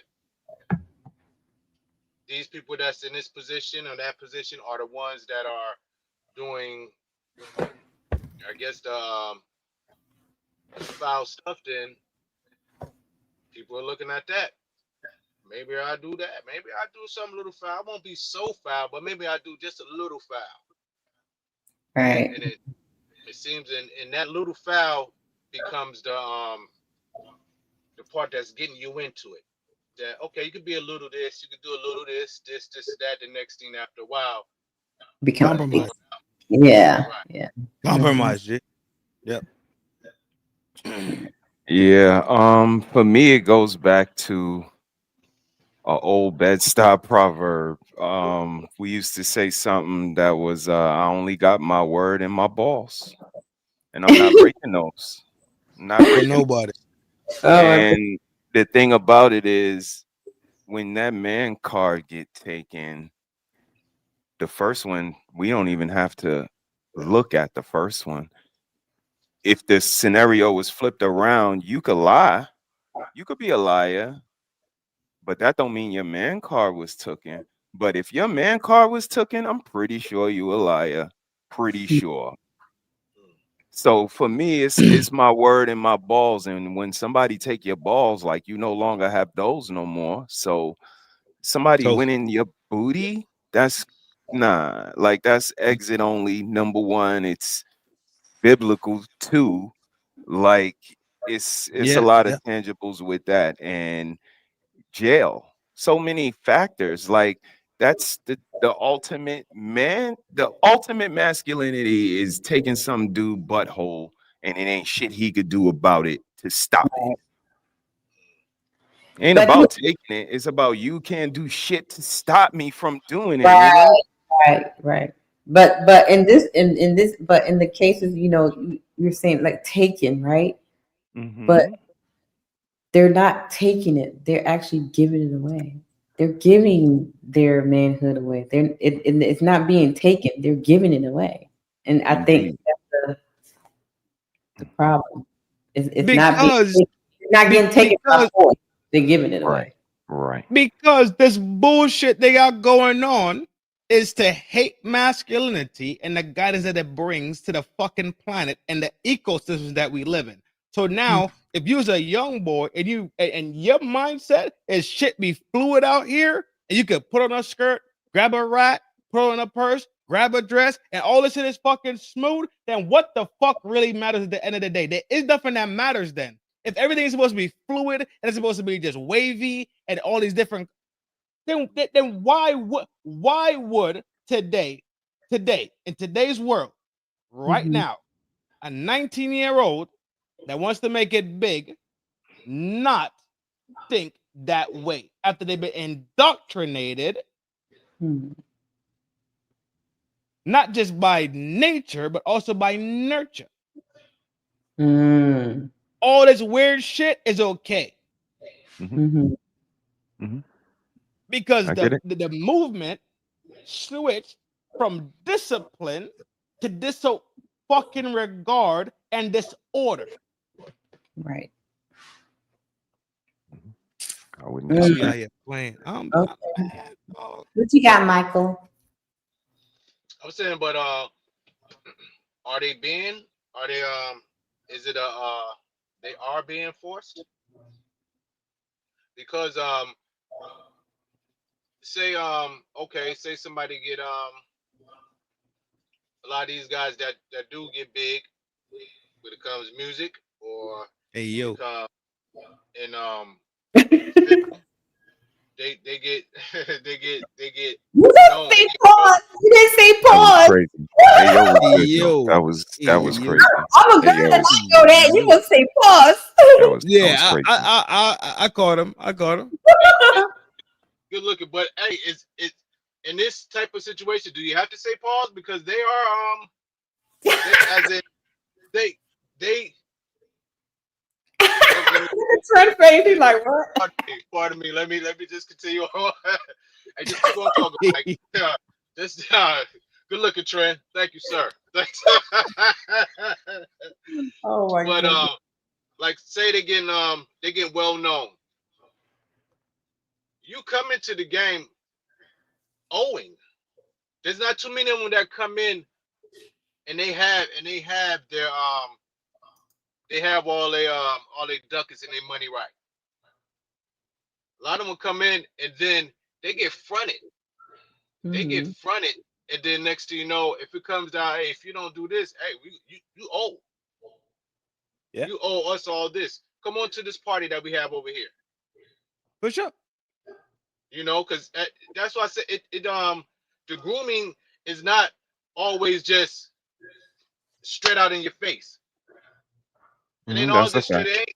They ain't just grooming them that come in there. Next thing you know, they're up in there, and you step in the room, and it's like, oh Lord, no, nah.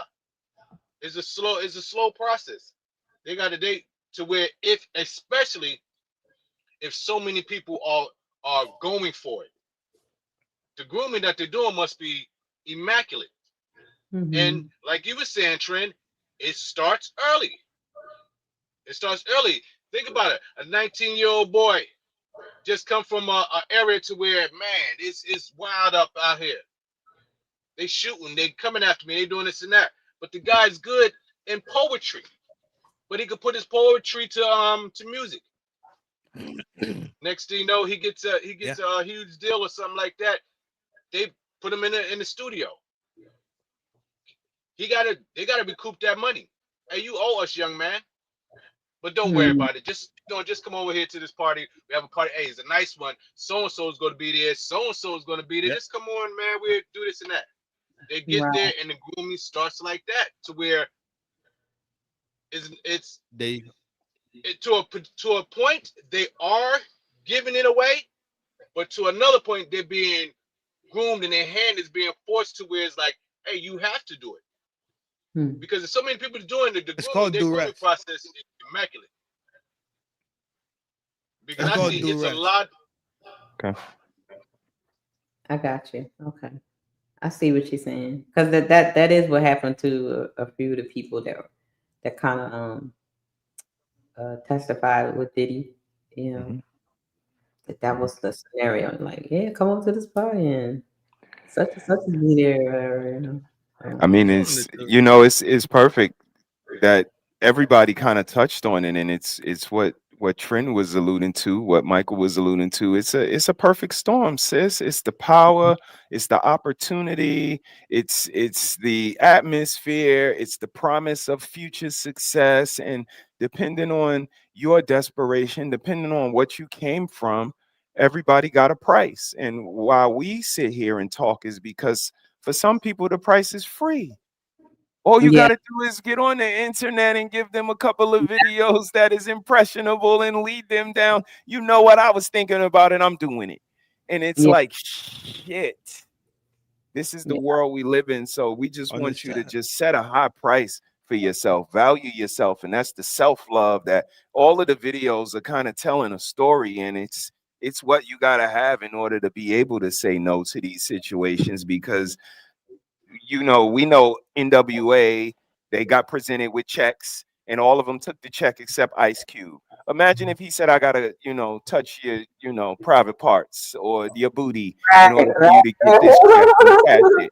Would they, you know what I mean? And it's just that, sis, that everybody has a price. And at this time, the fluidity of it, everything being okay, it depends. Like Trin said, it's the gateway for catastrophe, because a lot of men are going to become susceptible and do things they wouldn't have necessarily did, because in the eyes of others, they're going to have that bag, or, you know what I mean? And it's more problematic than it is presenting solutions. So I just say, be careful. Yeah. I just have 2 more questions for you guys. Finish this sentence. A man who gives up his man card is brother. Not a man anymore. Michael. Gave up his manhood. Trin. I think Trin on the phone. I would say a man who gives up his man card is a coward? I would say that. And my last question is, what does the world need more of, more from real men right now? What you think, Mike? No apologies and no compromising. Brother? The answer is always love. Love for your brothers, love for yourself. Mm-hmm. Trin, you still on the phone? No, I'm good. I'm back. You want to answer the last two questions? Man, the last one was love, right? About what does the world need? No, men? that was his answer. But if a man who gives up his man card is what? He gives up his man card? Finish this sentence. A man who gives up his man card is blank. Immoral and a part of the community. Okay. Then the second question was, what does the world need more of from real men right now? Standing firm. I was surprised nobody said correction or accountability. Same shit. Standing firm. Yeah. Don't budge to their ways. Stand firm where you at. Say what you need to say. Be on the island. Be wrong when they want to. When 15 people telling you wrong, but you know the Almighty Creator gave you righteousness and you stand there right, then be right. Straight up. It is what it is. The old school way of saying is, let your nuts hang. That's what it is. Lord, yeah, sure. Yeah. Let's yeah, go. Sure. Nuts hang. Let's go. Stop playing around. You don't gotta be who you're gonna be. Stand up. If you're gonna do what you got to do. Do what you're supposed to do. Yeah, do that's what it. you Simple. know you have to do. Gotcha. Sometimes I you don't- don't need. My bad. Go ahead, Trin. Go ahead, big brother. No, go ahead, big brother. My bad. Sometimes you don't have to talk. Sometimes just the talking stops. Sometimes when men do stuff, we don't talk. Things need to be done. And when you don't talk and you look and you pay attention, you can see it. That's why women see those men to where I know that fall is coming. I got to go up here and go up to my gutters, clean them out so they won't when the rain comes down, they won't get clogged. My girl, she needs let me go get them new tires now because she's gonna be trying to run on them and stop. Time for some new tires. Time to get the oil changed. Time to make sure that the heater is working right. Time is about to change to go back. Okay, time to change the batteries. Lord Jesus. Clean up the house. Love. My love, you equate that to love? Lord Jesus. Huh? You equate that to love? You can equate that to love. You can equate that to stand firm. No, he said you. He said you. Do you? Yeah, like you equate that behavior with your woman and your household, your kids or whatever, and you equate that to love? Yes. Okay. As in not it's just doing. Not talking about, man, I gotta do this. Hey baby, I'm gonna do it. There's things we have to do. Do what you have to do. Just get it done. It's duty and responsibility. And that then generate to me. Yeah, I agree. I ain't kicking your back and I ain't putting no sticks in your other about it. What I'm saying is this. That is duty and responsibility when you take on the role, right? Same way she takes on her roles, you take on yours, and y'all bond together in two, and then y'all could create this romanticized love fantasy Disney bullshit. Right. Yeah. Yeah. So I think we say the same thing. I think we are saying this because me and you already spoke about this. So yeah. I think we say the same thing. All three of us are saying the exact same thing. We are all speaking the same thing. I just was saying that let your nuts hang, and that's your nuts hanging doing that. Those are things that we are doing. That's true too. You know, that is true too. That is true too. Yeah. Indeed. Yeah, the only reason I didn't use those words, sis, is because I think they kind of built into society already. Like jail is accountability, and like there's certain things like we can't kind of fly off the handle without there being some checks and balances in place for us. So that's the only Okay. reason I didn't use those words. But we definitely can use correction. We definitely need accountability, and those things come with maturity. So hopefully, fellas, you know, if you're growing and your money is growing, all of these things that, you know, were mentioned in some of the things in the chat, Michael Pruitt said stoicism, all of these things I think we have to have in our toolbox and be able Some to of them, exercise them and use them for the people that deserve it. And, you know, govern yourself accordingly, fellas. The Great question, people who sis. fucking earned that part of you. Because remember, you went out to earn everything you have. You went out to earn your lessons, right? You went out to earn and learn and turn and burn, right? So why would you just think that somebody deserves this part of you? No, they have to earn this part of you. And then we could balance it. And then we could talk about the 50-50, the yin and the yang and the revolution of all this other shit, G. I don't fuck a deserve. I hate the word deserve. I hate it. Yeah. I hate the word deserve. It sounds like I'm entitled to, and because I was born, I'm supposed to. No. Yeah. Before we get out of here, sis, I just want to play this real quick and let what the fellas think, and you as well. The same version of me. Some might tell you I'm a beautiful soul. Others might tell you that I'm cold-hearted as hell. Believe both sides, cause I act accordingly. For real, for real. Everybody don't get the same version of me. Some might tell you I'm a beautiful soul. Others might tell you that I'm cold-hearted as hell. Believe both sides.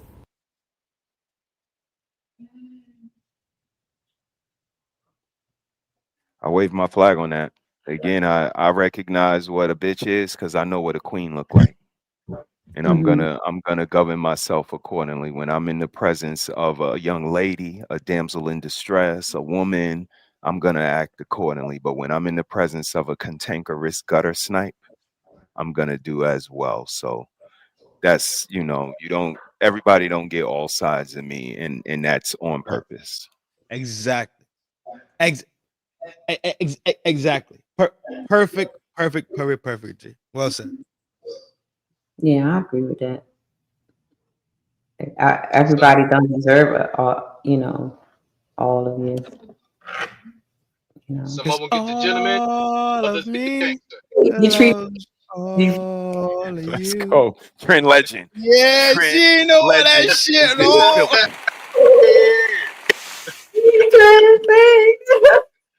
Of you and all your Trin ready for karaoke night. He is. imperfections. So nice. Oh, let me what? He smoked that dog. He put it in a body. Real talk. John Legend body bag that shit. Oh yeah, I love that song. He Yeah, it's a good body song. that shit. What's your thoughts on tonight, sis? The collective of the men's thoughts and also the videos you played tonight. What are your thoughts on masculinity, ma'am? Oh, this was good conversation. My I'm not feeling too good today, so I really wasn't. I'm here, but I'm not here. Okay. But when it comes to the topic and the clips that I played, like it's sad to see how, like, you know, when I asked you guys that question, is all the young people just rejecting masculinity or are they redefining it? And I think in some cases they're rejecting it because they're living in a household where they only see femininity. So they're rejecting something that they don't know. They don't know what masculinity is. So they're gonna reject it because they are being raised by nothing but feminine energy. That's just my think. Especially when it comes to the younger generation, you know, because most of them are raised in by women. Maybe I'm wrong. I mean, Thank you, sis. Thanks. Appreciate that. Appreciate that.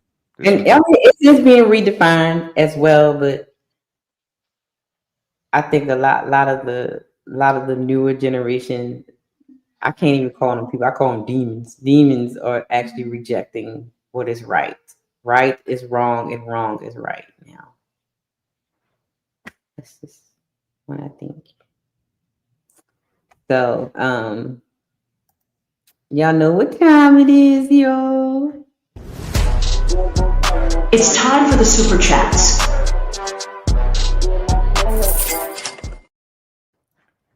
So thank you guys. This is gonna be this was fun. Y'all kind of, I had like the worst, because my son, I have to have the air conditioning on like Antarctica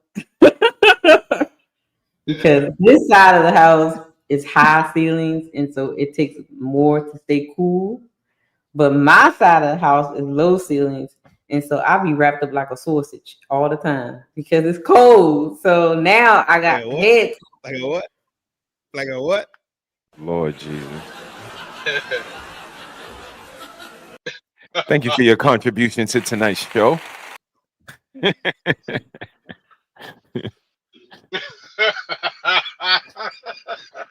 Like a sausage. That's crazy. No. He get on my accent. That's what he doing. Oh. No, I used to live down there, dog. I know exactly. Are you ready? Are you ready for the comeback? Now take that. Why you gotta put "Are you ready for the comeback" with it though? That's crazy. That's his girl. Are you She know ready? they kill No, my mood. no, I am not. She know they kill No, my I mood. She am figured out how to kill not. my mood, huh? Are you Said ready? come No. back like it already happened before. Like, Oh my goodness. All right, let's do these super chats real quick. All right, let's go. Shout out to brother for the one membership. Shout out to 100 Watt Video for 15 membership. Salute, twin. Shout out to Trin for 15 Salute, Trin. Sis, let me borrow $1. Oh, for sure, right? Shout out to 100 Watt for $5. Bro. Again, Dr. Trin not need a grill for that has a grill for food. Do you know you're the whore? I don't know. I don't think you cannot be a 3-4 and have a 3-4 feed. I don't know if it works that way. I don't know. It's my thing. Anyway, I don't know. Shout out to brother for the $1.99 super stickers and for the $10 cash app rewards for Taylor's birthday fund. And shout out to, I don't know, should I say your name? Because last time you said don't say your name. Shout out to Trin for the for the $50 cash app rewards for Taylor's birthday fund. Thank you everybody for what you did. Just showed some love. You the reason we go higher when push come to shove. Thank you once again. Let me say it loud. For the fam in the chat and the hype in the crowd. Yeah, thank you once again. We celebrating every stream like a real godsend. Thank you guys. I'm working on a Come on, big up, Trin. Big up, man. Good looking. Good looking, video like for my song, working on the video. So the next time we come to the show, I'll have a thank you video to go along with the song I wrote. But I'm sleepy. This song you wrote. I wrote this song. Yes. Don't be. We don't have to go through the trouble. You know, all of my intro songs, I wrote them. Like the Blueprint song, I It wrote that. sounds like you wrote everything that you fucking put out there. It does. I did. I did. But you're not a dum dum though. So What? I say you're not a dum dum. So No. if you had to put pen on paper, then sure, for sure. Yeah. I wrote all my intro songs already. All of them. I need that intro song for mine. Huh? I need an intro No, song. Get my phone down. You know what? Thank you for your contribution to tonight's show. I'm Are you ready? Are you ready for the comeback? All right. I'm cool. Okay. Yeah, you're gonna get timed out for a minute if she play that again. That's crazy. That's He wild. Huh? He got on white draw. People still wear white drawers, y'all? That's So I'm not even crazy. investigating it, dog. brother, you don't know who that is? No. Wait a minute. No, how would I know? From his booty?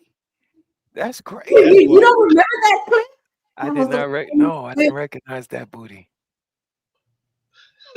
Who booty was that? Wait a minute. She said, brother, you don't know who that booty that is? I didn't know who booty that was. That's Demon. That's Demon. Oh. Do you know you're a little whore? Lord Jesus. Little Fatty played it on it because Yeah, the internet never loses. Internet when he never did loses. the Ocean Gate, that's what he played. And I clipped it. I want to do. You said Fatty? Uh-huh. Yeah, he played it on the show. Yeah, he played. He played that. Yeah. I clipped it off his show that he had did. Yeah, it was diabolical work. That's wild. That's wild. Diabolical work. Yeah, this was fun, sis. Fun. Y'all know what time it is, people. This was fun. Great discussion. But it's time to shut it down. We are sleepy. It is time to end the show. But first, let us hear your final thoughts.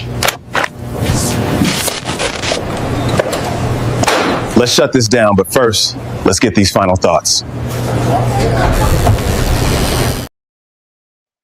Final thoughts, guys, because I need to take some Benadryl and NyQuil and Theraflu and drink some catnip with some peppermint and some cat claws and spearmint.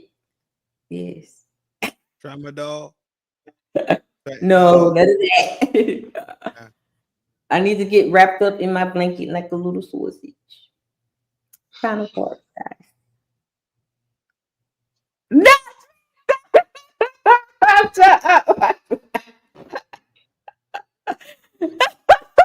I'm not messing with you, Trin.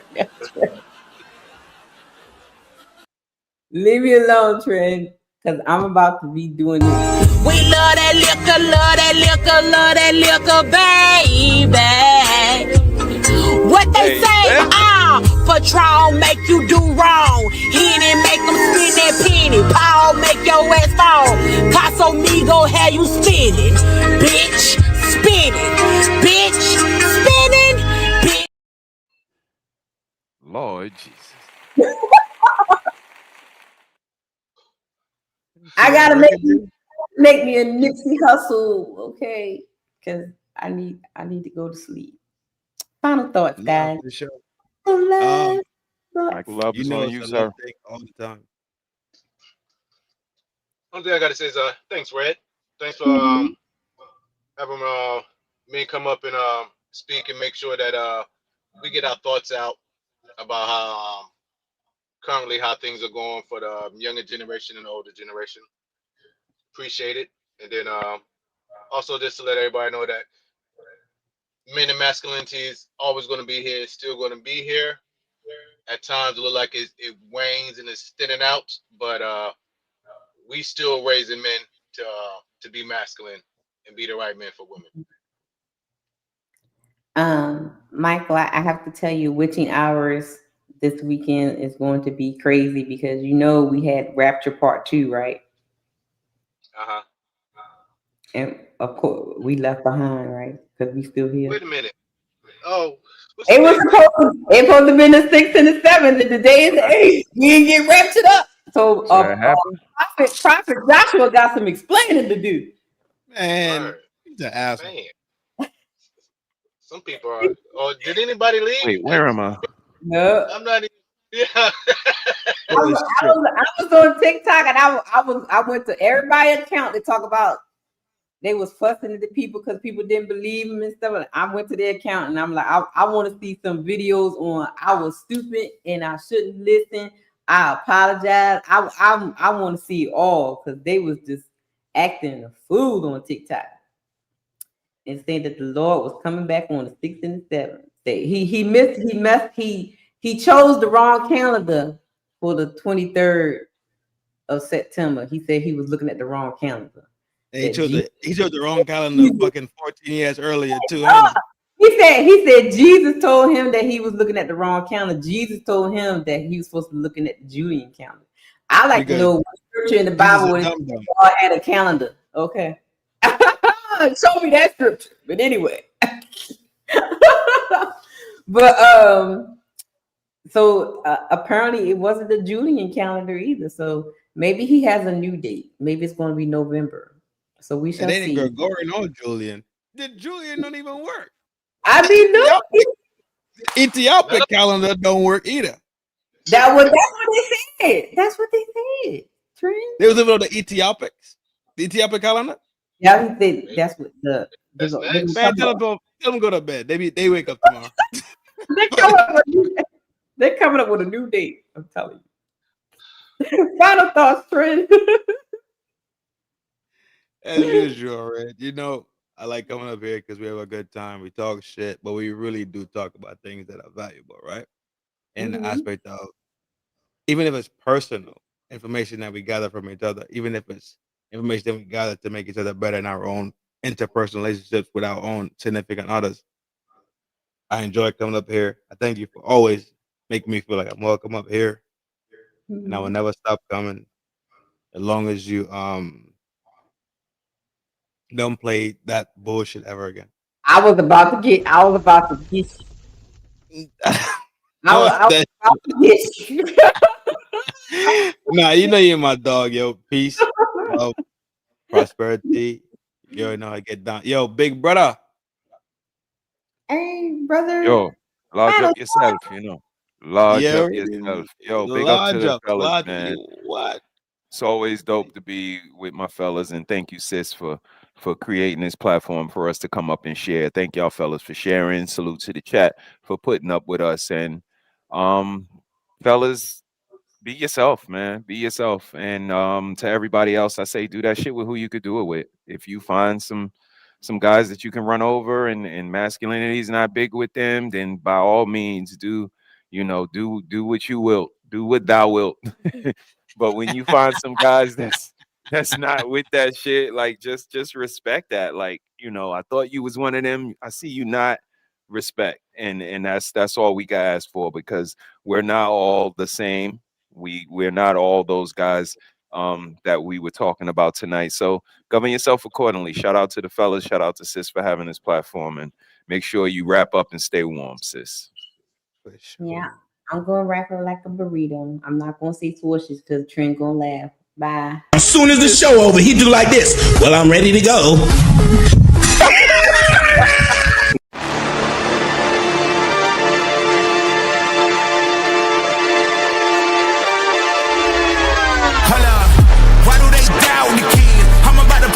Wrong again. I got a low tolerance, cause they don't even know what the problem is. It's me. You waiting on the boy to fail, then hold your breath and face your death. Cause you play a roulette with each step I progress, no less. Go ahead and place your bets, cause we know where we at, we know we top tier. Cause all the hate that you bring, we know it stops here. I'm taking off like a rocket here and stopping here. It's strange how they cannot see the future, but see profit here. Wait up, we gon' always win. Promise that that's not a promise, yeah, that is a threat. You know that I promise to bring the team commas. When the whole team win, that's when you flex. Win, and I'ma do it again. Watch me win, then watch me do it again. Tell 'em I can't take no loss. My team hold no L's, no. Aiming for the top, can't make it by myself.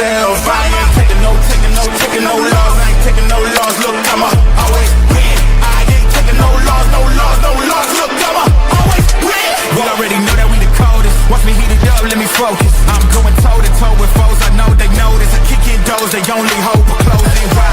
Cause they know I go again. And when they in and dry, I'm the one that can make it flow again. Talk to me nice, my team, they ready to go again. Running into us, we gladly send you home again. We don't talk, better know the grind gon' match my walk. I'm a cheat code, I don't take no loss. Making no sense, run up the scope. Cause all I do is win. And I'ma do it again. Watch me win, then watch me do it again. Tell 'em I can't take no loss. My team hold no L's, no. Aiming for the top, can't make it by myself. I ain't taking no loss. I ain't taking no loss. Look, come on, always win. I ain't taking no loss. Look, come on, always win. I'm winning again and again and again, and it's all on repeat. I'ma just sit at the top 'cause I'm running it, dog. On me, I don't know defeat. Had to get back on the phone. I told them don't cover my name 'cause I know that it rings. They want my spot at the top with the crown and they ask who's to rock it. I tell them it's me.